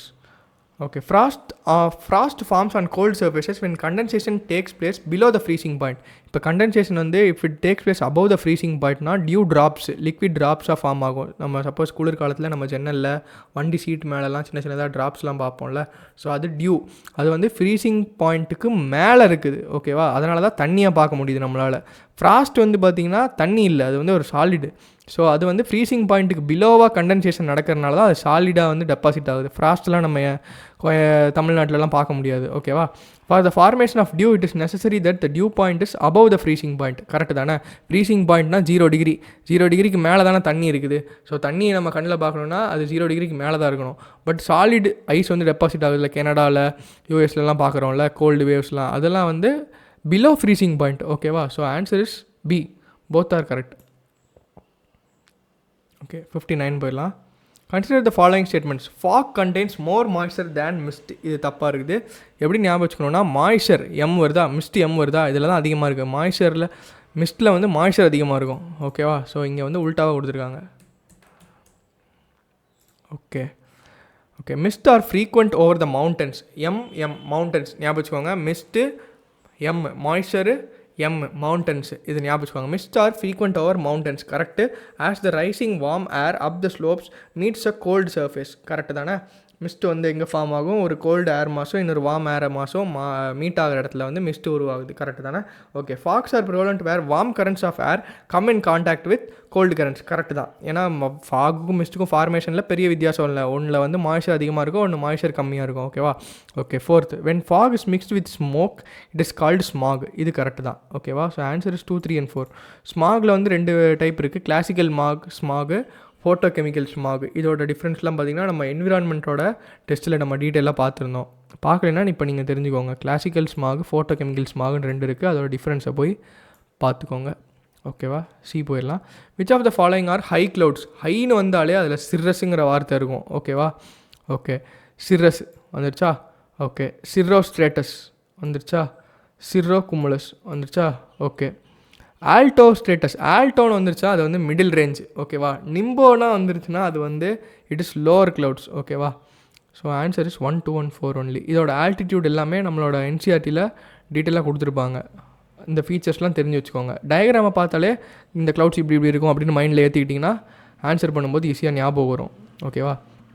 Stratus, ஸ்ட்ராட்டஸ்னால் என்னென்னா வந்து பார்த்திங்கன்னா லேயராக இருக்கிறது தான் ஸ்ட்ராட்டஸ். ஸ்ட்ராட்டிஃபிகேஷன் சொல்லுவாங்கள்ல, அந்த மாதிரி ஸ்ட்ராட்டஸ்னால் லேயராக இருக்கிறது. ஸோ ஃபஸ்ட் ஒன் வந்து correct. Layered clouds covering large portions of the sky, correct. Nimbus, நிம்பஸ்னால் வந்து shapeless masses of thick vapour, ஓகேவா. உல்ட்டாவாக இருக்குது. நிம்பஸ் க்ளவுட்ஸ்னால் எப்படின்னா மழை வரும்போது கீழாப்பில் கருன்னு நம்ம பார்ப்போம்ல, அது நிம்பஸ் க்ளவுட்ஸ், ஓகேவா. குமுலஸ், குமுலஸ் க்ளவுட்ஸ்னால் it is a clouds with flat base, இது கரெக்டு தான். இப்போ எப்படி பார்த்தீங்கன்னா அப்படி இப்போ பஞ்சு மாதிரி ஒயிட்டாக ஒரு காலையில் 10-11 மணி வாக்கிலலாம் ஸ்கையில் பார்ப்போம்ல, அது cumulus clouds, clouds with flat base, ஓகேவா. ஸோ வந்து ஆன்சர் இஸ் 1 ஒன்லி. ப்ராக்டிக்கலாக புரிஞ்சுக்க ட்ரை பண்ணிங்கன்னா இந்த சப்ஜெக்ட் வந்து ஈஸியாக இருக்கும். யூபிஎஸ்சியில் எந்த சப்ஜெக்ட்டுமே வந்து மனப்பாடம் பண்ணி பாஸ் பண்ணுற மாதிரி கிடையாது, ஓகேவா. எல்லாமே நீங்கள் புரிஞ்சுக்கணும். புரிஞ்சுக்கிறதுல டைம் ஸ்பெண்ட் பண்ணுறதுல you will earn a lot of benefits, ஓகேவா. 62. Which of the following are different forms of precipitation. ப்ரெசிபிடேஷன்னா மழை வர்றது, தண்ணி உழுகிறது மட்டும்தான் ப்ரெசிபிடேஷன் கிடையாது. மேலே இருந்து அது என்ன ஃபார்மில் விழுந்தாலும் அது ப்ரெசிபிடேஷன் தான். Some condensation process is happening. If it is above the freezing point it will come as water. If it is below the freezing point it will come as solid like ice or frost, ஓகேவா. Okay, rainfall, snowfall, slit, hail, இது எல்லாமே வந்து பார்த்திங்கன்னா forms of precipitation தான். Easy தான் அது. Okay, 63rd போயிடலாம். Conventional rain. Conventional ரெயின்னா என்ன? எர்த் இருக்குது, பகல் நேரத்தில் ரொம்ப ஹீட் ஆகுது, எர்த் கீழேருந்து மேலே அப்படியே ஹீட்டு போகுது, மேலே போயிட்டே இருக்குது, க்ளவுட் ஃபார்மேஷன் நடக்குது, அந்த இடத்துல வந்து ரெயின்ஃபால் வருது. ஈக்குவட்டோரியல் ரீஜன்ஸில் ஹீட் அதிகமாக இருக்குது, ஸோ கன்வெக்ஷன் ப்ராசஸ் அதிகமாக இருக்கும், மேலே பார்த்தா ஹீட்லாம் போகும், ஸோ எல்லா பகல்லையுமே மழை பெய்யும். அந்தமான் நிக்கோபார், கேரளாலாம் பார்த்தீங்கன்னா கன்வெக்ஷனல் ரெயின்ஃபால் ரொம்ப அதிகமாக இருக்கும். Orographic rain. ஓரோகிராஃபிக்னா மவுண்டன் ரிலேட்டட். மவுண்டன் இருக்குது, ஒரு சைடில் வந்து அப்படியே விண்ட் ஏறுது மேலே போகுது, க்ளவுட் ஃபார்மேஷன் ஆகுது, வாட்டர் வந்து இதுக்கு மேலே வந்து ஏர்லால் வந்து வாட்டர் ட்ராப்லெட்ஸ் ஹோல்டு பண்ண முடியலங்கிற சுச்சுவேஷனில் கண்டென்சேஷனாக கீழே விழுகுது, அது ஓரோகிராஃபிக் ரெயின். இது வந்து விண்வர்ட் ஸ்லோப் ஆஃப் த மவுண்டன்ஸ், இது கரெக்ட் தான். Cyclonic rainfall develops in the mid and high latitude beyond the tropics. இந்த இடத்துல வந்து நீங்கள் மிட் அண்ட் ஹை லேட்டிடியூட்னு கொடுத்துருக்காங்க, பியாண்ட் ட்ராபிக்ஸ்னு கொடுத்துருக்காங்க. நம்ம வந்து ட்ராபிக்கல் ரீஜனில் இருக்கோம், நமக்கு சைக்ளோன் வருது, இப்படிலாம் திங்க் பண்ணி தப்போடக்கூடாது. அது என்ன கொடுத்துருக்காங்கன்னா எக்ஸ்ட்ரா ட்ராபிக்கல் சைக்ளோன் இருக்குல்ல, ஸோ அதுவுமே சைக்ளோன் தானே. ஸோ நமக்கு ஊரில் வந்தால் தான் சைக்ளோன்னு கிடையாது, mid and high latitude. So இன்க்ளூசிவாக திங்க் பண்ணும்போது இந்த ஸ்டேட்மெண்ட் வந்து 1 2 3 இதான் திங்க் பண்ணோம். ஆன்சர் இஸ் 1 2 3, ஓகேவா. 64 அது ஈஸி கொஷின் தான். அது rainfall goes on increasing. Okay, கொஷினை படிச்சிடலாம். Consider the following statements about the world distribution of rainfall. Okay, rainfall goes on increasing from the equator towards the poles அப்படின்னு சொல்லியிருக்காங்க. Increasing from the equator towards the poles, அதாவது ஈக்வட்டாரில் கம்மியாக இருக்குமாம்மா, மேலே போக அதிகமாகிட்டே போகுமாம்மா அப்படி சொல்லியிருக்காங்க. ஸோ டோட்டலாக தப்பாக இருக்குது. ஈக்வட்டார்லேருந்து மேலே போக டிக்ரீஸ் ஆகும், ஓகேவா. Okay, rainfall is highest in equator தான். The coastal areas of the world receive greater amounts of rainfall than the interior of the continents. என்ன காரணம்? Cyclonic activity, simple. Moisture supply இருந்துகிட்டே இருக்கும், ஸோ அங்கே தான் நேச்சுரலாக வந்து அதிகமாக இருக்கும் ரெயின்ஃபால், ஓகேவா. The rainfall is more over the oceans than on the land mass of the world, correct தானே. Due to abundant supply of moisture.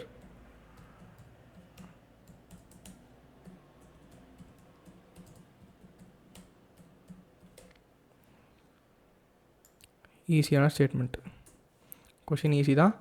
நீங்கள் தப்பு பண்ணாமல் பதட்டப்படாமல் இருந்தீங்கன்னா கொஷின் எல்லாமே ரைட் பண்ணிடலாம். ஓகே, 65.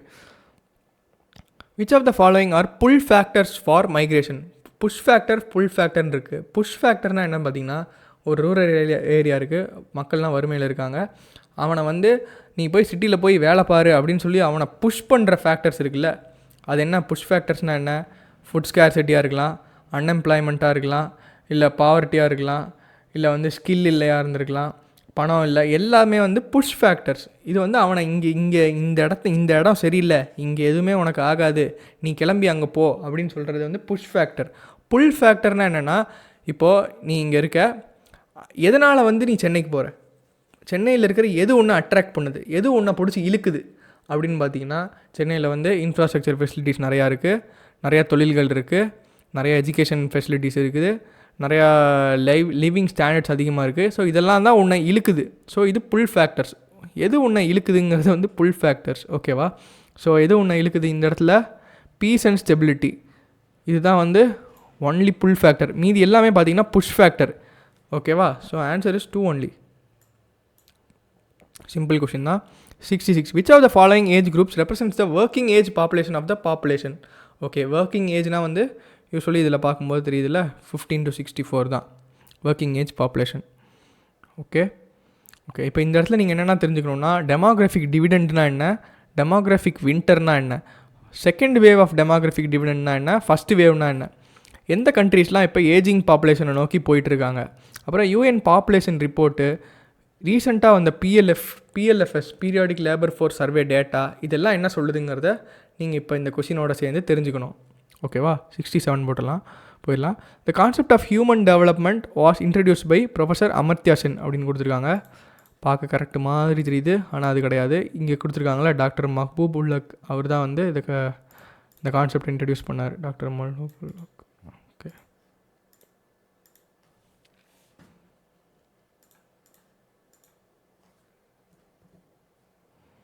அமர்த்யா சென் கிடையாது. ஓகேவா? Okay, Dr. Mahbub Ullag has described human development as the development that enlarges the people's choices and improves their life. இது கரெக்டு தான். பார்த்தீங்கன்னா இவர் தான் வந்து ஹியூமன் டெவலப்மெண்ட் இண்டெக்ஸ்னு யூஎனில் ஃபார்ம் பண்ணாங்களே 1990. அதை ஃபார்ம் பண்ணதுக்கான முக்கியமான பேக்ரவுண்ட் வந்து இவர் தான். ஹியூமன் டெவலப்மெண்ட் இண்டெக்ஸ் எதெல்லாம் மெஷர் பண்ணுதுங்கிறது நீங்கள் இப்போ உடனே தெரிஞ்சு பார்த்துக்கணும். ஹியூமன் டெவலப்மெண்ட் இண்டெக்ஸ், ஓகேவா, யூஎன்டிபி ரிலீஸ் பண்ணுறாங்களே அது. ஓகேவா? Professor Amartya Sen saw an increase in freedom as the main objective of the development. Correct தான். இன்னொன்று ஞாபகம் வச்சுக்கணும், ப்ரொஃபஸர் அமர்த்யா சென்னாலே welfare state, concept of welfare state அப்படிங்கிறத இவர் தான் இன்ட்ரடியூஸ் பண்ணியிருப்பார். வெல்ஃபேர் ஸ்டேட்னா வந்து மக்களுக்கு தேவையான வெல்ஃபேர் எல்லாம் வந்து ஆஸ் ஸ்டேட் வந்து ரெஸ்பான்சிபிலிட்டி எடுத்து பண்ணி தரணும் அப்படின்னு சொல்லியிருப்பார். So answer is 213. 68. Human development index சொல்லிட்டு இருந்தேன், இப்போ அதுக்குள்ளே வந்துடுச்சு. Okay, the human development index ranks the countries based on their performance in the key areas of health, education and access to resources. இப்போ இந்த இடத்துல ஹெல்த்து, எஜுகேஷன், இன்னொரு இடத்துல ஸ்டாண்டர்ட் ஆஃப் லிவிங்னு சில இடத்துல கொடுத்துருப்பாங்க, ரெண்டுமே ஒன்று தான்.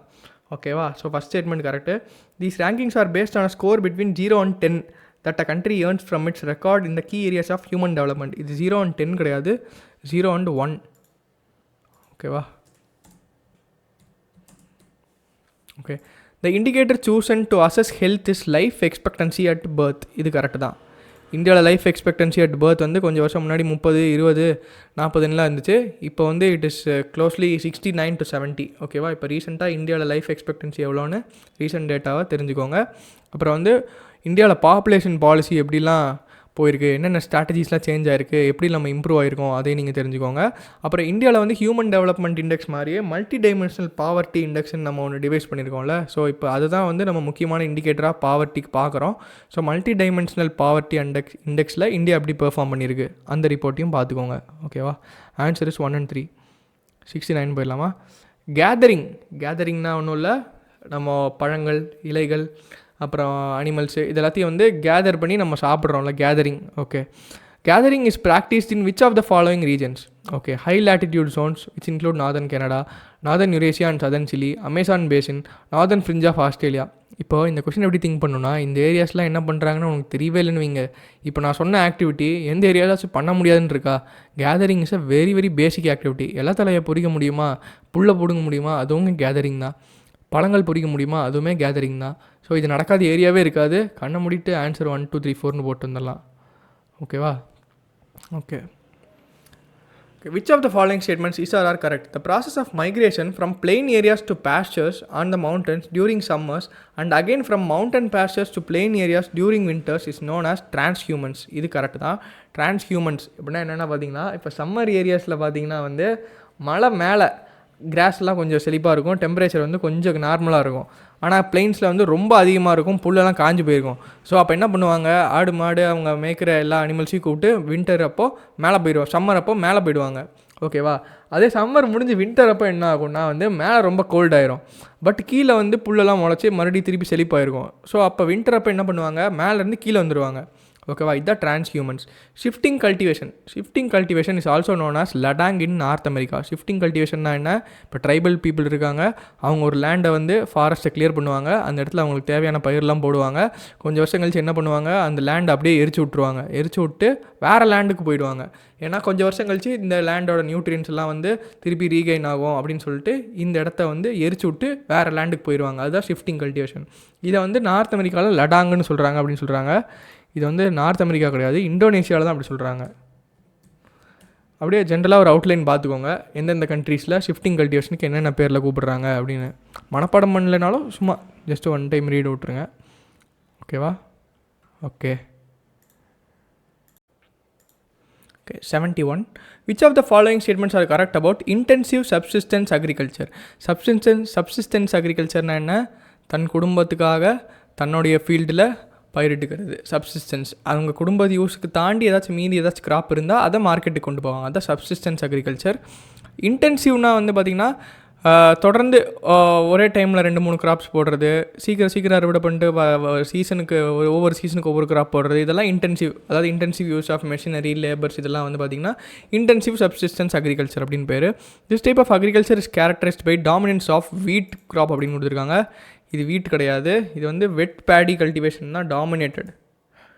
வெட் பேடி, ஓகேவா. டாமினன்ட்னு பார்த்தீங்கன்னா வெட் பேடி, இதுதான் இன்டென்சிவ் சப்சிஸ்டன்ஸ் அக்ரிகல்ச்சர். இந்தியாவிலாம் பார்த்தீங்கன்னா இந்தியா ஒரு best example. Okay, in this type of agriculture yield per unit area is high but per labour productivity is low. இது கரெக்டு தான். ஈல்டு அதிகமாக இருந்தாலுமே வந்து பெர் லேபர் ப்ரொடக்டிவிட்டி அப்படின்னா பார்த்திங்கன்னா இந்தியாவில் வந்து அக்ரிகல்ச்சர் வந்து ஒரு 14-16% ஜிடிபி வருதுன்னா, பட் எம்ப்ளாய்மெண்ட் கான்ட்ரிபியூஷன் பார்த்திங்கன்னா 50% ஆஃப் த ஒர்க் ஃபோர்ஸுக்கு மேலே அக்ரிகல்ச்சரில் தான் இருக்காங்க. அது காரணம் என்னென்னா ஃபேமிலி லேபரு, நிறையா அன்ஸ்கில்டு லேபர்ஸு, இவங்க எல்லாமே பார்த்திங்கன்னா ரூரலில் அப்படியே அக்ரிகல்ச்சர்லேயே இருந்துக்குவாங்க. அவ்வளோ லேபர்ஸ் தேவையில்லை, பட் இருந்தாலும் அவ்வளோ லேபர்ஸ் இருக்காங்க. ஸோ பெர் லேபர் ப்ரொடக்டிவிட்டி வந்து கம்மியாக இருக்குது. ஸோ செகண்ட் ஸ்டேட்மெண்ட் வந்து correct. Land holdings are very small due to high density of population. இந்தியாவில் இதுவுமே கரெக்டு தான். பட் யூஎஸ்லலாம் பார்த்திங்கன்னா, யூஎஸ், ஆஸ்திரேலியா அங்கெல்லாம் பார்த்திங்கன்னா ஒரு ஃபார்மோட சைஸ் வந்து இந்தியாவோட ஆவரேஜ் ஃபார்ம் சைஸோட ஒரு 20-30 மடங்கு 100 மடங்குலாம் விட அதிகமாக இருக்கும். அங்கே ஃபுல்லாக கமர்ஷியல் அக்ரிகல்ச்சர். பட் இந்தியாவில் வந்து சப்சிஸ்டன்ஸ் அக்ரிகல்ச்சர் தான் predominant. Small and marginal farmers தான் இந்தியாவில் வந்து 86% இருக்காங்க. ஸோ இது வந்து கரெக்டு. 1, 2, 3. 72 போயிடலாம். Okay, which of the following statements are correct? Wheat, soybean, sorghum are grown in northern China, Manchuria, North Korea and North Japan. இது correct தான். வீட், சோயாபீன், சொர்க்கம் இதெல்லாம் இங்கேயும் க்ரோ பண்ணுறாங்க, correct. In India wheat is grown in western parts of Indo Gangetic plains and millets are grown in the dry parts of western and southern India. இது correct தான். வீட்டோட முக்கியமான பகுதி என்னது? Punjab, western UP, Haryana. So அதுதான் western parts of Indo Gangetic plains, correct. Millets வந்து இது பார்த்திங்கன்னா மில்லட்ஸ் ஏன் ப்ரமோட் பண்ணுறாங்க இந்தியாவில்னு பார்த்திங்கன்னா, அது வந்து வாட்டர் ரெசிலியன்ட் கிராப். வாட்டர் கம்மியாக இருந்தால் போதும், இரிகேஷன் இல்லைனாலும் பரவாயில்ல, பட் வந்து அதனால தான் வந்து மில்லட்ஸை ப்ரமோஷன் பண்ணுறாங்க. But it is more nutritious than rice and வீட் மில்லட்ஸ் வந்து. ஸோ க்ளூட்டன் ஃப்ரீ, டயாபெட்டிஸுக்கு ஹெல்ப் பண்ணுது. ஸோ வந்து மில்லட்ஸை ப்ரமோட் பண்ணுறதுக்கான முக்கியமான காரணம் அதுதான். இந்தியாவில் வந்து அந்தந்த கிளைமேட்டுக்கு சூட் ஆகாத நிறையா கிராப்பை இரிகேஷன் மூலமாக நிறையா வாட்டர், நிறையா ஃபெர்டிலைசர்லாம் போட்டு நம்ம வளர்க்குறோம், பேடி, வீட் எல்லாமே. பட் வந்து மில்லட்ஸை வந்து அதுக்கு சூட் ஆகிற ட்ரை ஏரியாஸ்லாம் டெவலப் பண்ணணும் அப்படின்னு சொல்லிட்டு இப்போ ப்ரமோஷன் போயிட்டுருக்கு. ஸோ அதோட மில்லட்ஸ் க்ரோயிங்கில் இந்தியாவோட ஸ்டேட்டஸ் என்ன, எவ்வளோ ப்ரொடக்ஷன் அதிகமாக இருக்குது ஓவர் தி இயர்ஸ், இதெல்லாமே நீங்கள் தெரிஞ்சுக்கணும். ஸோ போத் 1 and 2 தான் ஆன்சரு. 73 போயிடலாம். Which of the following are plantation crop? Plantation கிராப்லாம் பார்த்திங்கன்னா வந்து லார்ஜ் ஏரியாஸில் கமர்ஷியல் கிராப்ஸாக க்ரோ பண்ணுவாங்கள்ல. இப்போ இதில் என்ன போட்டிருக்காங்க? சுகர் கேன், பனானா, பைனாப்பிள், இது எல்லாமே பிளான்டேஷன் கிராப் தான். இது எல்லாமே பார்த்திங்கன்னா பிரிட்டிஷ்காரங்க பிளான்டேஷன்ஸாக இன்ட்ரடியூஸ் பண்ணியிருந்தாங்க. ஓகேவா. பார்லி வந்து அப்படி பிளான்டேஷன் கிராப் கிடையாது, இது வந்து நார்மல் ஃபுட் கிராப் மாதிரி தான். ஓகேவா. ஓகே, பிளான்டேஷன் கிராப்ஸில் வேறு என்னெல்லாம் இருக்குது? Tea, coffee, cocoa, rubber, cotton, oil palm, sugar cane, banana, pineapple, இது எல்லாமே பார்த்திங்கன்னா இதுதான் பிளான்டேஷன் கிராப்ஸ் தான். ஓகேவா. ஓகே, இப்போ பனானா, சுகர் கேன் இது ரெண்டுத்துலேயுமே வந்து டாப் ப்ரொடியூசிங் கண்ட்ரி எது, ஸ்டேட்ஸ் எது, இது எல்லாமே நீங்கள் வந்து தெரிஞ்சுக்கணும். Option B. ஓகே, 74 போயிடலாம். Which of the following is are correct? British establish cocoa and coffee plantations in West Africa அப்படின்னு சொல்லியிருக்காங்க. இது வந்து தப்பு. இதுக்கு வந்து ஃப்ரெஞ்சு தான் எஸ்டாப்ளிஷ் பண்ணாங்க. வெஸ்ட் ஆஃப்ரிக்காவில் கோகோ, காஃபி பிளான்டேஷன் இது எல்லாமே பார்த்திங்கன்னா ஃப்ரெஞ்ச் எஸ்டாப்ளிஷ் பண்ணது. இந்த French setup rubber plantation in Malaysia அப்படின்னு சொல்லியிருக்காங்க. இது வந்து பார்த்திங்கன்னா மலேசியா, இந்தியா, ஸ்ரீலங்கா எல்லாத்துலேயுமே வந்து ரப்பர் பிளான்டேஷனை இன்ட்ரடியூஸ் பண்ணது வந்து பார்த்திங்கன்னா பிரிட்டிஷ். ஸோ இது ரெண்டுமே இன்டர்சேஞ்ச் ஆகிருக்குது. ஓகேவா, ஆன்சர் கீழே நம்ம இன்னும் டீட்டெயிலாக இந்த இதெல்லாம் பற்றி கொடுத்துருக்கோம். ஆன்சர் வந்து டி. 75 போயிடலாமா? Which of the following forces affect the velocity and direction of wind? Okay Coriolis force நம்ம பார்த்துருக்கோம். நார்த்தன் ஹெமிஸ்பியரில் ரைட் சைடு டெஃப்ளெக்ட் பண்ணோம். ஓகேவா, ஃப்ரிக்ஷனல் ஃபோர்ஸ் இப்போ வந்து ஏரோட மூமெண்ட் வந்து கிரவுண்ட் சர்ஃபேஸில் வந்து நிறையா ஃப்ரிக்ஷன் கிரவுண்டு கூட கான்டாக்ட் ஆகும்போது தடைப்படுது இல்லை, நிறையா ஆப்ஜெக்ட்ஸ் இருக்குது, கிரவுண்டோட சேர்ந்து போகும்போது ஃப்ரிக்ஷனல் ஃபோர்ஸ் ஆக்ட் ஆகுது ஏரோட மூமெண்ட்டுக்கு. ஸோ செகண்டுமே ஒரு இம்பார்ட்டன்ட் ஃபேக்டர் தான். ப்ரெஷர் கிரேடியன்ட் ஃபோர்ஸ், கிரேடியன்ட்னா என்ன, ஹை ஒரு ஸ்லோப்புன்னு அர்த்தம். கிரேடியன்ட்டோட மீனிங் வந்து ஸ்லோப்பு. அப்படின்னா high pressure to low pressure ஏரியாவில் ஏர் மூவ் ஆகுதுல்ல, அதுதான் pressure gradient force. So first மூணுமே வருது. கிராவிடேஷனல் ஃபோர்ஸ் நிறைய பேர் வராது, இதுக்கும் விண்டுக்கும் சம்மந்தம் இல்லை அப்படின்னு நினைப்பீங்க. இது வந்து தப்பு. ஏன்னா வந்து கிராவிடேஷனல் ஃபோர்ஸுமே வந்து வெலாசிட்டி அண்ட் டைரக்ஷன் ஆஃப் விண்டுக்கு முக்கியமான காரணம் தான். ஸோ வந்து கிராவிடேஷனல் ஃபோர்ஸ் இருக்கிறதுனால தான் வந்து விண்டு வந்து நம்ம தலை மேலே அடிக்கிறது இல்லை. ஓகேவா, மேலே இருந்து high pressure to low pressure. So gravitational ஃபோர்ஸுமே முக்கியம் தான். So answer is 1 2 3 4 D only. Gravitational force இல்லைனா வந்து ஸ்ட்ராங் அப்வர்ட் விண்ட்ஸ் இருந்துகிட்டே இருக்கும்ல. இப்போ ஸோ வந்து என்ன ஆகும், கீழே இருக்கிற நம்மலாம் மேலே பறந்துடுவோம். ஓகேவா. 76. Consider the following statements about Coriolis force. The force exerted by the revolution of the earth is known as Coriolis force. Revolution கிடையாதுங்க, rotation. இது நம்ம பார்த்துட்டோம், நிறைய டைம் பார்த்துட்டோம். rotation. It deflects the wind to right direction in the northern hemisphere and left in the southern hemisphere. இது correct தான். இது இன்னொரு பாயிண்ட் நீங்கள் ஞாபகம் வச்சுக்கிறது என்ன பார்த்தீங்கன்னா, the deflection is more when the wind velocity is high. இது ஞாபகம் வச்சுக்கோங்க. deflection is directly proportional to wind velocity. ஓகேவா. Okay, the Coriolis force is directly proportional to the angle of latitude. Correct தாங்க. இப்போ போல்ஸில் பார்த்தீங்கன்னா angle of latitude என்ன 90 degree இருக்கா, அங்கே தான் வந்து Coriolis force வந்து it will be maximum. அதாவது மேக்ஸிமமாக வந்து wind direction வந்து ரைட் சைடு சேஞ்ச் ஆகிருக்கும் போலில். பட் வந்து ஈக்குவேட்டரில் பார்த்தீங்கன்னா கோரியாலிஸ் ஃபோர்ஸ் 0 சொல்கிறோம்ல, அது காரணம் பார்த்தீங்கன்னா ஆங்கிள் ஆஃப் லாட்டிடியூடுக்கு ப்ரொபோஷனலாக இருக்குது. கோரியாலிஸ் ஃபோர்ஸ் ஈக்குவேட்டரில் 0. ஓகேவா, இதை நீங்கள் ஞாபகம் வச்சுக்கணும். அதனால தான் வந்து டைரெக்டாக ஈக்குவேட்டரில் வந்து எந்த சைக்ளோனிக் ஆக்டிவிட்டியும் ஃபார்ம் பண்ண முடியாது, ஃபார்ம் ஆகாது. ஓகேவா. So answer is B 2 3 and 4. Okay, 77 போயிடலாம். Which of the following factors affect the general circulation of atmosphere? Okay, latitudinal variation of atmospheric heating. இது கரெக்டு தான். ஜென்ரல் சர்க்குலேஷன் ஆஃப் அட்மாஸ்ஃபியர்னால் நம்ம பார்த்தோம்ல, Hadley cell, Ferrel cell, polar cell, இதெல்லாம் அதுதான் வந்து general circulation of atmosphere. Latitudinal variation of atmospheric heating, இது correct தான். ஈக்குவேட்டரில் ஹீட்டிங் ரொம்ப அதிகமாக நடக்கும், போலாரில் வந்து கம்மியாக நடக்கும். ஸோ ஈக்குவேட்டர்லேருந்து போலார் ரீஜன்ஸை நோக்கி ஹீட் போயிட்டுருக்கும், ஹீட் ட்ரான்ஸ்ஃபர் ஆகிட்டுருக்கும். ஓகேவா, இதுதான் வந்து atmospheric heating. Emergence of pressure belt correct தானே. ஈக்குவேட்டோரியல் பெல்ட் தனியாக இருக்கும், சப்ட்ராபிக்கல் ஹை ப்ரெஷர் பெல்ட் இருக்கும், அப்புறம் சப்போலார் ஹை ப்ரெஷர் பெல்ட் ஒன்று இருக்கும், அப்புறம் போலார் லோ ப்ரெஷர் பெல்ட் இருக்கும். ஸோ இதெல்லாமே வந்து எமர்ஜென்ஸ் ஆஃப் ப்ரெஷர். இந்த பெல்ட்டுக்கு நடுவில் தான் வந்து அட்மாஸ்ஃபியரிக் சர்க்குலேஷன், ஏர் எக்ஸ்சேஞ்ச் கண்டினியூஸாக நடந்துகிட்ருக்கும். ஸோ இதுவுமே காரணம் தான். Migration of belts following apparent path of the sun, இதுவும் கரெக்டு தான்.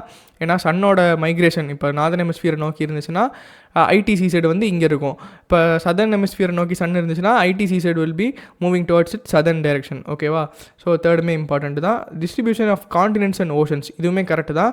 ஏன்னா வந்து சர்க்குலேஷன் ஆஃப் அட்மாஸ்ஃபியர் வந்து பார்த்திங்கன்னா ஓஷன் காண்டினென்ட்டை பொறுத்துலாம் மாறும். ஏன்னா வெஸ்டர்லீஸ்லாம் வந்து பார்த்திங்கன்னா ஓஷன்லேருந்து தான் மாய்ச்சரை கொண்டு வருது லேண்ட் ஃபார்ம்ஸுக்கு. ஸோ அதுவுமே முக்கியமான ஃபேக்டர் தான். அப்புறம் ரொட்டேஷன் ஆஃப் எர்த், இதுவும் முக்கியம் தான்.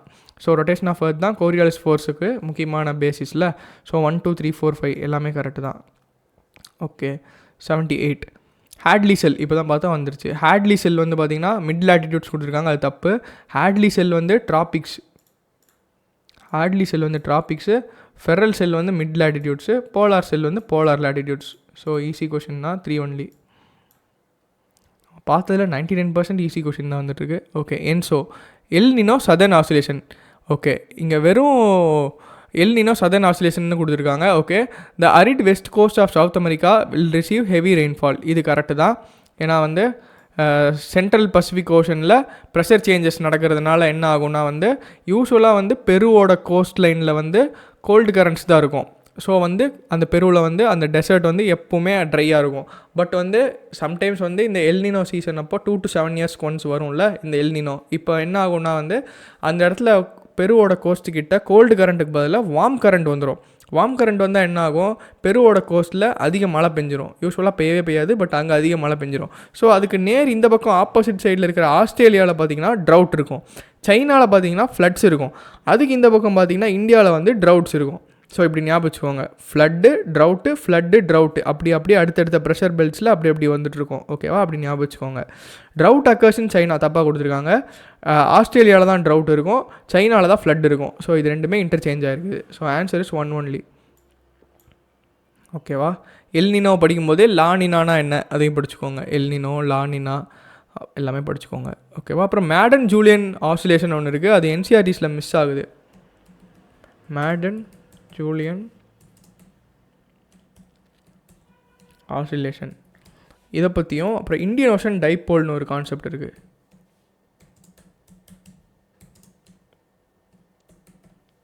ஓகேவா, இது ரெண்டுமே நீங்கள் கண்டிப்பாக படிச்சிருக்கணும். இது மெயின்ஸாக இருந்தாலும் சரி, ப்ரிலிம்ஸாக இருந்தாலும் சரி, இதை நீங்கள் படிச்சுட்டு தான் போகணும். இது என்சிஆர்டியில் மிஸ் ஆகிற 2 கான்செப்ட். ஓகேவா, ஓகே 80th போயிடலாம். Okay, which of the following source regions lead to formation of air masses? Okay, air மாசஸ்னால் என்ன? ஹோமோஜினஸ் ஃபீச்சர்ஸை ஷேர் பண்ணுற ஒரு பெரிய லேண்ட் மாஸு ஆர் வாட்டர் மாஸில் ஒரிஜினேட் ஆகிற ஒரு ஏர் தான் ஏர் மாசஸ் அப்படின்னு சொல்கிறாங்க. It originates from warm tropical oceans. Correct. Permanently ice covered continents இந்த ஆர்டிக் அங்கேயும் ஆகும். சப் ட்ராபிக்கல் ஹாட் டெசர்ட்ஸ் இது எல்லாமே ஒரு சோர்ஸ் ரீஜன் தான். ஸோ 1 2 3 இது மட்டும் இல்லாமல் மொத்தம் 5 சோர்ஸ் ரீஜன்ஸ் இருக்கிறதா சொல்கிறாங்க. அது என்னென்னு நம்ம ஆன்சர் கீழே ப்ரொவைட் பண்ணியிருக்கோம். ஓகேவா, ஓகே 81 போயிடலாம். when the cold air move towards the warm air mass its contact zone is called warm front. தப்பாக இருக்குதுங்க, இப்படி ஞாபகம் வச்சுக்கோங்க. கோல்டு ஏர் தான் மூவ் பண்ணி இன்னொரு வார்ம் ஏர்மா மீட் பண்ணுது. ஸோ எது மூவ் ஆகி மீட் பண்ணுதோ அந்த இடத்துல அதுதான் ஃப்ரண்ட்டாக இருக்கும். கோல்டு ஏர் தானே மூவ் ஆகுது, ஸோ அது கோல்டு ஃப்ரண்ட் தான். கோல்டு ஏர் மூவ் ஆகி இன்னொரு மீட் பண்ணுது. எது மூவ் ஆகி இன்னொன்று மீட் பண்ணுதோ அந்த இடத்துல தான் கோல்டு ஃப்ரண்ட் தான் ஃபார்ம் ஆகும். இப்போ கோல்டு ஏர் தான் மூவ் ஆகுது, it is meeting warm air mass, so the contact zone is called cold front. If warm air mass move towards the cold air mass, the contact zone is warm front. இவங்க தப்பாக கொடுத்துருக்காங்க. எது move ஆகிட்டு இருக்குது அதுதான் front form பண்ணும். ஓகேவா, okay. If an air mass is fully lifted above the land surface, it is called occluded front. இது கரெக்டு தான், occluded front. எக்ஸ்ட்ரா ட்ராபிக்கல் சைக்ளோனை பற்றி படிக்கும்போது occluded front வரும்ல, ஸோ அதை ஞாபகம் வச்சுக்கோங்க. Answer is 3 only. Okay 82. Okay, previous year questions இதெல்லாம். 82லேருந்து ilmenite rutile abundantly available in certain coastal tracts of India are rich sources of which of the following? இதுக்கு answer titanium தான். இதை நான் எப்படி போட்டேன்னு சொல்கிறேன். இப்போ பார்த்தீங்கன்னா ilmenite rutile இதெல்லாம் abundantly available in certain coastal tract. இப்போ பார்த்தீங்கன்னா அயன் ஓர் எங்கெல்லாம் கிடைக்குது, காப்பர் எங்கெல்லாம் கிடைக்குது, அலுமினியம் எங்கெல்லாம் கிடைக்குதுன்னு நம்ம என்சிஆர்டிஸில் நீட்டாக இந்தியா மேப் போட்டு கொடுத்துருப்பாங்க. ஸோ கோஸ்டல் ஜோன்ஸில் மட்டும் அதிகமாக கிடைக்கிற மாதிரி இந்த 3 மெட்டீரியல்ஸுமே கிடையாது. இப்போ டைட்டானியம் பற்றி நமக்கு தெரியல, பட் ஸ்டில் பார்த்தீங்கன்னா இது 3மே கோஸ்டல் ஜோனில் தான் அதிகமாக கிடைக்குது, abundantly available அப்படின்னா நம்ம கண்டிப்பாக படிச்சிருப்போம். ஸோ அது அப்படி நம்ம படிக்கல. ஸோ ஆன்சர் டியாக தான் இருக்குன்னு சொல்லி தான் நம்ம போட்டோம். ஸோ டி தான் கரெக்ட் ஆன்சரு. ஓகேவா, டைட்டானியம் தான் இதுக்கு ஆன்சரு. இந்த ilmenite and rutile டெபாசிட்ஸ் எங்கெங்கே இருக்குது, ஹெவி மெட்டல்ஸ்லாம் என்னென்ன, இது எல்லாத்தையும் பற்றி நம்ம ஆன்சர் கீழே டீட்டெயிலாக இருக்குது. இப்போ 82 to 100 more than focusing on the knowledge transfer I will be teaching you the approach. ஓகேவா, எப்படி அப்ரோச் பண்ணணும் அப்படிங்கிறத நான் சொல்கிறேன். ஓகே, இந்த seismograph P waves recorded earlier than S waves. இது கரெக்டு தான், இது பேசிக் ஸ்டேட்மெண்ட், இதில் எந்த மிஸ்டேக்கும் இல்லை. இன் P waves the individual particles vibrate to and fro. நான் அப்போயே மேலே சொல்லியிருந்தேன்ல, எர்த்குவேக்கில் டைரக்ஷனும் தெரிஞ்சிருக்கணும், அப்புறம் டைரக்ஷன் ஆஃப் வேவ் ப்ரொபகேஷன், அப்புறம் பார்ட்டிக்கல் வைப்ரேட், இந்த 2 டைரக்ஷனும் தெரிஞ்சிருக்கணும் அப்படின்னு சொல்லியிருந்தேன். எது டிரான்ஸ்வர்ஸ் வேவ், எது லாங்கிடியூட்னல் வேவ் எல்லாமே தெரிஞ்சிருக்கணும்னு சொல்லியிருந்தேன். ஸோ இதுக்கு ஆன்சர் போத் 1 and 2 தான். ஈஸி ஸ்டேட்மெண்ட், ஈஸி கொஷின் தான். ஓவர் திங்க் பண்ணி கன்ஃபியூஸ் பண்ணாமல் இருந்திருந்தால் இந்த கொஷின் கரெக்டாக்கிருக்கலாம். ஓகேவா, in northern hemisphere the longest day of the year usually occurs in. Okay, northern hemisphere longest டேனா எப்படி இருக்கும், சம்மர் சீசனில் தான் இருக்கும். ஸோ சம்மர் சீசன் நார்தர்ன் ஹெமிஸ்பியரில் எப்போ வருது, செகண்ட் ஹாஃப் ஆஃப் த இயரில் தான் வருது. சப்போஸ் ஜூன்லேருந்து வருதுன்னு வைங்களேன், ஜூன்லேருந்து வருது, ஸோ மேலேருந்து வருது. ஓகே, மேலேருந்து வருதுன்னு வைங்க, மேக்கு மேலே தான் நமக்கு டேட் தேவை. ஓகேவா, ஈக்வினாக்ஸ்னால் பார்த்தீங்கன்னா டே அண்ட் நைட் ஈக்குவலாக இருக்கும். Length of the day and night ஈக்குவலாக இருக்கும். அதாவது இந்த March 22nd 23rd September 22nd 23rd வருதுல்ல, அது ஈக்வினாக்ஸ். இப்போ இவங்க கேட்டிருக்கிற கொஸ்டின் எதை குறிக்குதுன்னா சம்மர் சால்ஸ்டிஸ் அதை குறிக்குது. In northern hemisphere longest day of the year summer solstice. Summer சால்ஸ்டிஸோட டேட் என்னன்னு பார்த்தீங்கன்னா June 20, 21, 22 அந்த மாதிரி தான் வரும். ஸோ அது பார்த்தீங்கன்னா it is second half of the month of June. So equinox, summer solstice, winter solstice, இதை நீங்கள் தெரிஞ்சிருந்தால் ஆன்சர் போட்டுடலாம். இந்த கொஸ்டின்லாம் டயக்ராமேட்டிக் அண்டர்ஸ்டாண்டிங் ரொம்ப முக்கியம். ஓகேவா, டயக்ராம் பார்த்து அண்டர்ஸ்டாண்ட் பண்ணிக்கோங்க. With reference to earth atmosphere which of the following statements is correct? இது நம்ம ஆல்ரெடி சொல்லியிருந்தோம். Infrared rays are largely absorbed by the water vapour that is concentrated in the lower atmosphere. இது ஒன்று தான் கரெக்டான statement. ஏன்னா பார்த்தீங்கன்னா total amount of insolation received the equator is 10 times received at போல்ஸ்னு கொடுத்துருக்காங்க. இப்படிலாம் இருக்க வாய்ப்பே இல்லை. இன்ஃப்ராரெட் ரேட்ஸ் கண்டினியூஸ் கான்ஸ்டிடியூட் ரஃப்லி 2/3 ஆஃப் இன்ஸ்டாலேஷன். அப்படி வந்து இருந்தால் நம்ம படிச்சிருப்போம்ல. ஏன்னா இன்ஸ்டாலேஷன்லேருந்து வர வேவ்ஸ் வந்து என்னது பார்த்தீங்கன்னா ரேஸ் வந்து பார்த்தீங்கன்னா யூவி ரேஸ், அதாவது டெரஸ்ட்ரியல் ரேடியேஷன், கீழேருந்து மேலே திரும்பி ரேடியேட் ஆகுதுல்ல, அதுதான் இன்ஃப்ராரெட் ரேஸ். ஸோ இங்கே வந்து பி தப்பு. Infrared rays are part of visible spectrum of electromagnetic waves of solar radiation. உங்களுக்கு கன்ஃபியூஷன் வந்திருந்தால் சிஆர்டியாக தான் வந்திருக்கணும். பட் ஸ்டில் வந்து வாட்டர் வேப்பர் வந்து ஒரு க்ரீன் ஹவுஸ் கேஸு, அது வந்து இன்ஃப்ராரெட் ரேஸை அப்சார்ப் பண்ணிக்கும் அப்படின்னு தெரிஞ்சிருந்தால் நீங்கள் சி போட்டுருந்துருக்கலாம். ஓகேவா? இது ஈஸி கொஸ்டினில் தான் வைக்கணும் நம்ம. 86. The soil in tropical rain forest is rich in nutrients. இது வந்து டோட்டலாக தப்பு. ட்ராபிக்கல் ரீஜன்ஸில் ட்ராபிக்கல் ரெயின் ஃபாரஸ்ட்டில் தான் மழை அதிகமாக பெய்யும். அங்கே தான் வந்து சாயில் லீச்சிங் நியூட்ரியன்ஸ்லாம் வாஷ் அவுட் ஆயிரும். ஸோ அப்படி இருக்கும்போது எப்படி ரிச் இன் நியூட்ரியன்ஸாக இருக்கும்? ஒன்று தப்பு. The high temperature and moisture of tropical rain forest cause dead organic matter இந்த சாயில் டு டீகம்போஸ் குவிக்லி. இது கரெக்டு தானே? மைக்ரோபியல் ஆக்டிவிட்டி எப்போ அதிகமாக இருக்கும்? டெம்பரேச்சர் அதிகமாக இருந்தாலும் ரெயின்ஃபால் அதிகமாக இருந்தாலும் மைக்ரோபியல் ஆக்டிவிட்டி அதிகமாக இருக்கும். ஸோ இதுக்கு ஆன்சர் வந்து ஈஸி. நீங்கள் ஃபஸ்ட் ஸ்டேட்மெண்ட் இன்கரெக்ட்னு தெரிஞ்சாலே ஒரு ஆப்ஷன் தான் இருக்குது, டி. ஸோ இது வந்து ரொம்ப ரொம்ப easy question. Okay. 87. High clouds primarily reflect solar radiation and cools the surface of the earth. அப்படியே உல்ட்டாவாக கொடுத்துருக்காங்க. லோ கிளவுட்ஸ் வந்து பார்த்திங்கன்னா திக்காக இருக்கும்ல, ஸோ அவங்க தான் வந்து primarily reflect solar radiation and cool the surface of the earth. இங்கே ஹை கிளவுட்ஸ்னு கொடுத்துருக்காங்க, இது தப்பு. இது வந்து லோ கிளவுட்ஸ். ஓகேவா? Second statement. Low clouds have high absorption of infrared radiation emanating from the earth surface and thus cause a warming effect அப்படின்னு கொடுத்துருக்காங்க. இந்த ஃபங்க்ஷனை பெர்ஃபார்ம் பண்ணுறது வந்து பார்த்திங்கன்னா high clouds.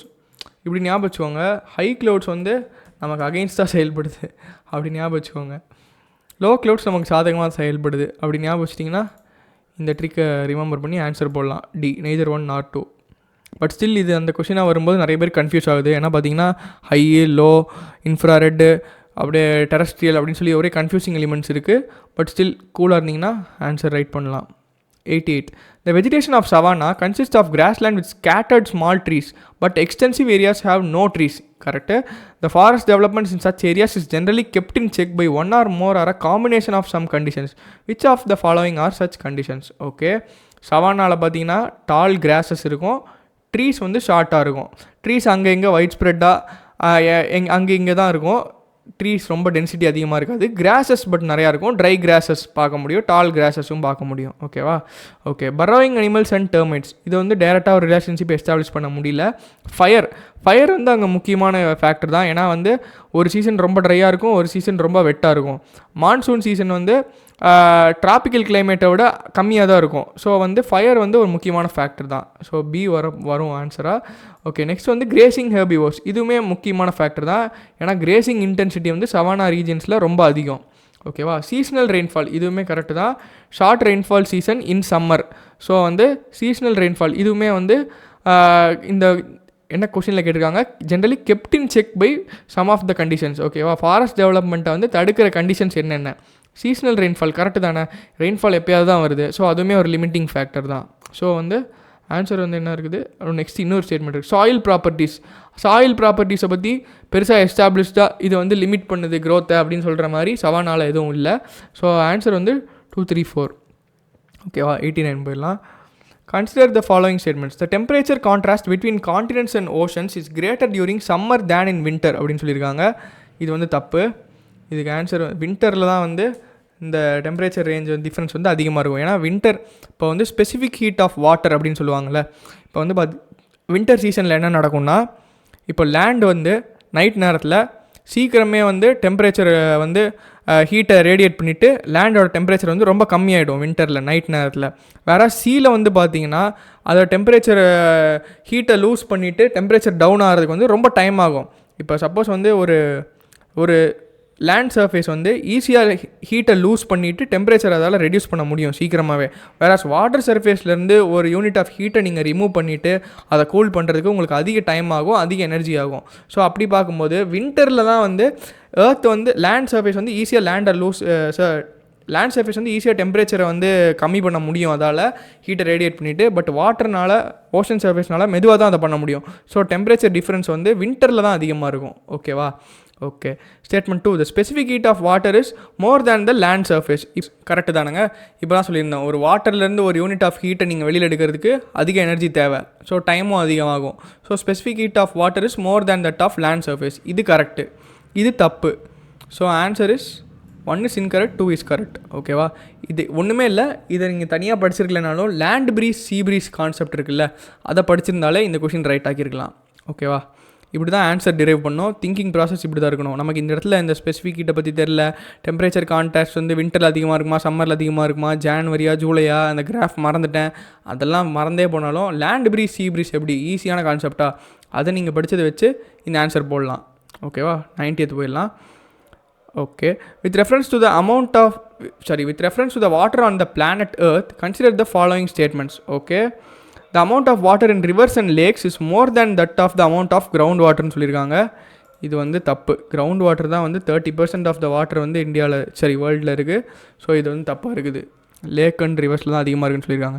The amount of water in polar ice caps and glaciers is more than the amount of ground water. Correct தான். ஏன்னா கிளேசியர்ஸ்லையும் ice கேப்ஸ்லையும் பார்த்தீங்கன்னா 68% வாட்டர் இருக்குது. கிரவுண்ட் வாட்டர் வந்து 30% தான் இருக்குது. ஸோ அப்படி பார்க்கும்போது ஆன்சர் என்னது? 2 ஒன்லி. பி. 91 போயிடலாமா? Okay. The Global Ocean Commission grants license for seabed exploration and mining in international waters. இது வந்து டோட்டலாக தப்பாக இருக்குது. இது வந்து கொடுக்கறது யாருன்னு பார்த்தீங்கன்னா இன்டர்நேஷ்னல்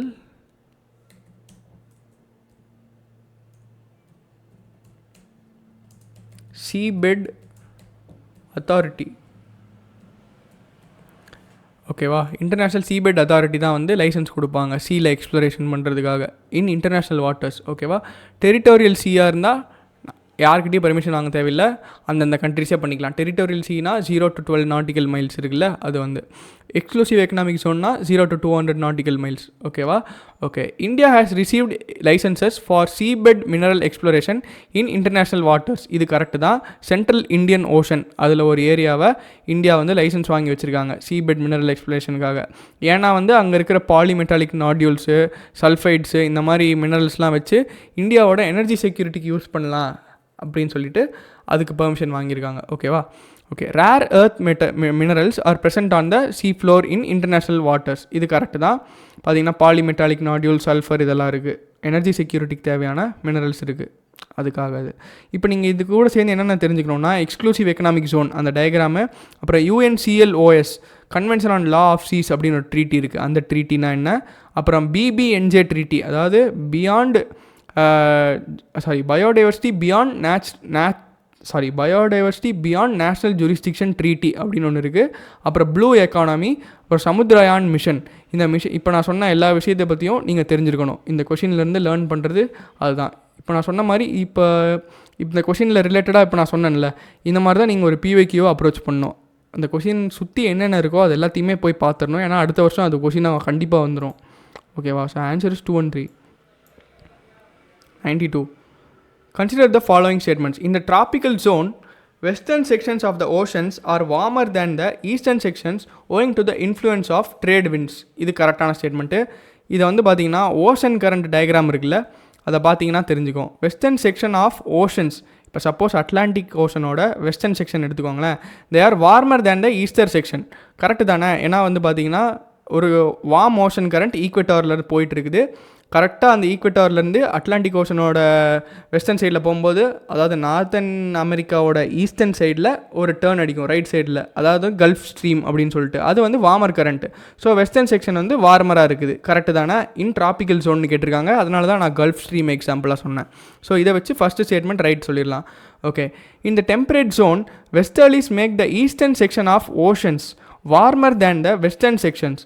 ஃபார் எக்ஸாம்பிள் வந்து பார்த்துங்க, வெஸ்டர்லீஸ் வந்து எங்கே இருக்குது? 45 to 60 டிகிரி லேட்டிடியூடில் இருக்குன்னு வைங்களேன், டெம்பரேட் ஜோன். அதில் ஈஸ்டர்ன் செக்ஷன் ஆஃப் ஓஷன், இப்போ அட்லாண்டிக் ஓஷன் எடுத்துக்கோங்க, அது வந்து ஈஸ்டர்ன் செக்ஷன் அப்படின்னா எங்கே இருக்கும்? இந்த நார்வே அந்த மாதிரி ஏரியாஸ் இருக்குல்ல, நார்வே, UK அந்த மாதிரி, they are warmer than western sections. இது கரெக்டு தானே? So second statement is right. ஓகேவா? ஓகே. Both 1 and 2. ஏன் வந்து இது வார்மர் ஆகுதுன்னா பார்த்தீங்கன்னா அது அப்படியே அட்லாண்டிக் ஓஷனோட ஈஸ்டர்ன் சைடு பாருங்களேன், அந்த இடத்துல வந்து ஒரு கோல்டு கரண்ட் ஃபார்ம் ஆகும், லேப்ரடார் கரண்ட் அங்கே ஃபார்ம் ஆகிட்டு இருக்கும். So western section of ocean in temperate zone வந்து it will be more and more cold current. இதே வந்து ஈஸ்டர்ன் செக்ஷன் ஆஃப் ஓஷன்ஸ் அப்படின்னு பார்த்தீங்கன்னா வந்து it will be more and more warmer.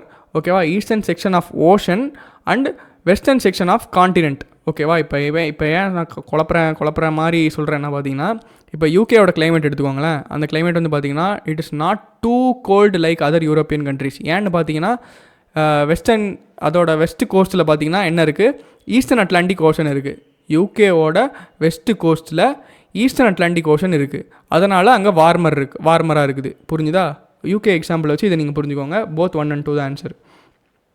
எல்லா ஓஷன் கரண்ட்டோட நேமு, டைரெக்ஷனு, அது கோல்டாக வார்மா, அது என்ன லொக்கேஷனு எல்லாமே தெரிஞ்சுக்கோங்க. ஓகேவா? ஓகே, 93 போயிடலாம். About 3/4 of the world's cobalt, a mineral required for manufacture of batteries for electric motor vehicles is produced by 3/4 of the world's cobalt. இது வந்து வித்தவுட் எனி கன்ஃபியூஷன் காங்கோ தான் ஆன்சரு.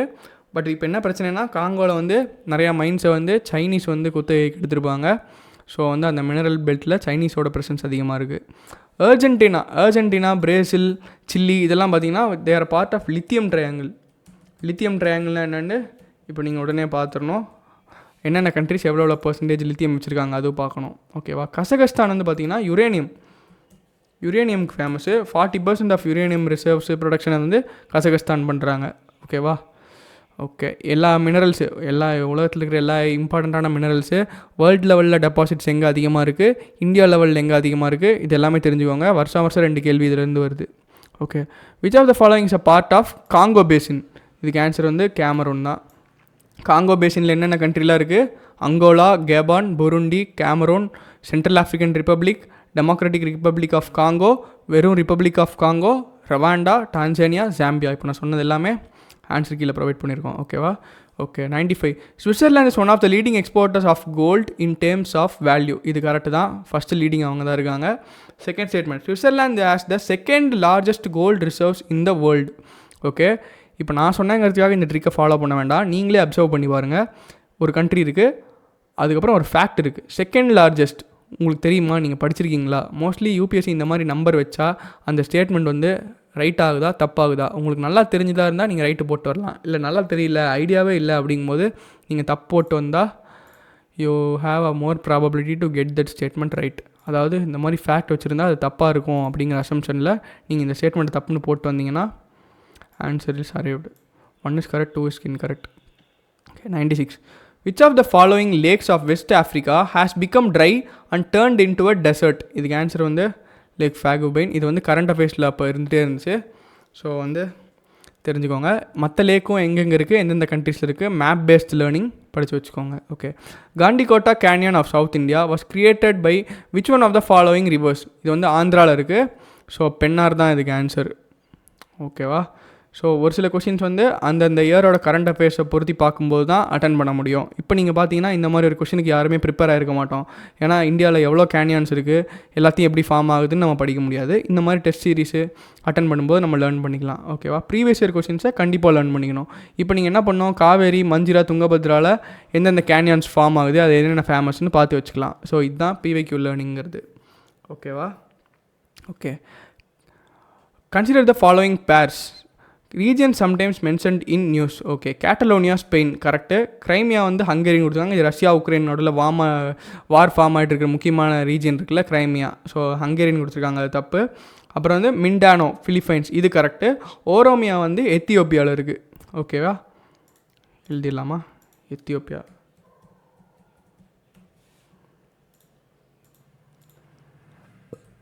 இப்போ ரஷ்யா ஆக்குபைடில் தான் Crimea இருக்குது. But still வந்து international community வந்து அதை உக்ரைனோடது அப்படின்னு சொல்லி ரெகக்னைஸ் பண்ணுறாங்க. ஓகேவா? Answer is 1-3. ஆஃப்ரிக்கா ரீஜன்ஸில் எங்கெங்கே வந்து பொலிட்டிக்கல் டிஸ்ரப்ஷன் இருக்குது, எங்கே ட்ரவுட் இருக்குது, வறுமை இருக்குது, பொலிட்டிக்கல் கூப் நடந்திருக்கு, அப்புறம் க்ரீன் பெல்ட்டு, அந்த க்ரீன் வால் கட்டுறாங்கல்ல ஆஃப்ரிக்காவில். ஸோ இது எல்லாமே வந்து ஆஃப்ரிக்காவை சுற்றின கேள்விஸ் வந்து நிறையா பார்க்க முடியுது. ஸோ அதை கொஞ்சம் ஃபோக்கஸ் பண்ணுங்கள். Okay, which of the following pairs is correctly matched? Okay, Abyssinian plateau வந்து எத்தியோப்பியாவில் இருக்குது. இது நியூஸில் இருந்துகிட்டே தான் இருக்குது ரொம்ப வருஷமாக. எத்தியோப்பியாவில் இருக்குது. Okay, atlas mountain north western Africa, இது வந்து கரெக்ட். வேர்ல்டு லெவலில் எங்கெங்கே மவுண்டன் ரேஞ்சஸ் இருக்குது, பிளாட்டியூஸ் இருக்குது, ரிவர்ஸ் இருக்குது, லேக்ஸ் இருக்குது, எல்லாமே தெரிஞ்சுக்கணும்னு சொல்லியிருந்தேன்ல, அதுக்கு பி த ஆன்சர். இப்போ ஜியானா ஹைலாண்ட்ஸ் அது வந்து பார்த்திங்கன்னா சவுத் வெஸ்டர்ன் ஆஃப்ரிக்கா அப்படின்னு சொல்கிறாங்க. இது வந்து தப்பாக இருக்குது. இது சவுத் அமெரிக்காவில் இருக்குது. வெனிசுலா, பிரேசில், கொலம்பியா அங்கெல்லாம் இருக்குது. ஸோ இது வந்து சவுத் அமெரிக்கா.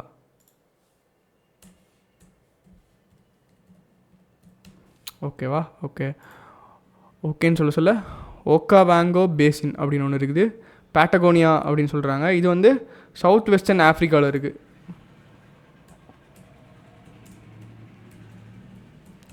இதோட டீட்டெயில்ஸு, இந்த பிளேஸை பற்றி இன்னொரு டீட்டெயில்ஸ்லாம் நம்ம ஆன்சர் கீழே ப்ரொவைட் பண்ணியிருக்கோம். ஓகேவா?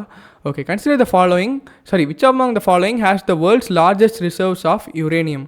ஆன்சர் வந்து ஆஸ்திரேலியா. பட் இப்போ கேள்வி கேட்டாங்கன்னா நீங்கள் கசகஸ்தான் தான் போட்டு வரணும். ஓகேவா? கசகஸ்தான் தான் இப்போ 40%. நெக்ஸ்ட் தான் ஆஸ்திரேலியா, கனடா அதெல்லாம் வருது. ரீசெண்டான ஃபேக்ட் நீங்கள் எக்ஸாம் எழுதும்போது என்ன இருக்கோ அதை நீங்கள் செக் பண்ணிக்கோங்க. ஓகேவா? ஓகே, இப்போ நம்ம மெயின்ஸுக்கு என்ன படிக்கணும்னு காட்டுறோன்னு சொல்லியிருந்தோம்ல,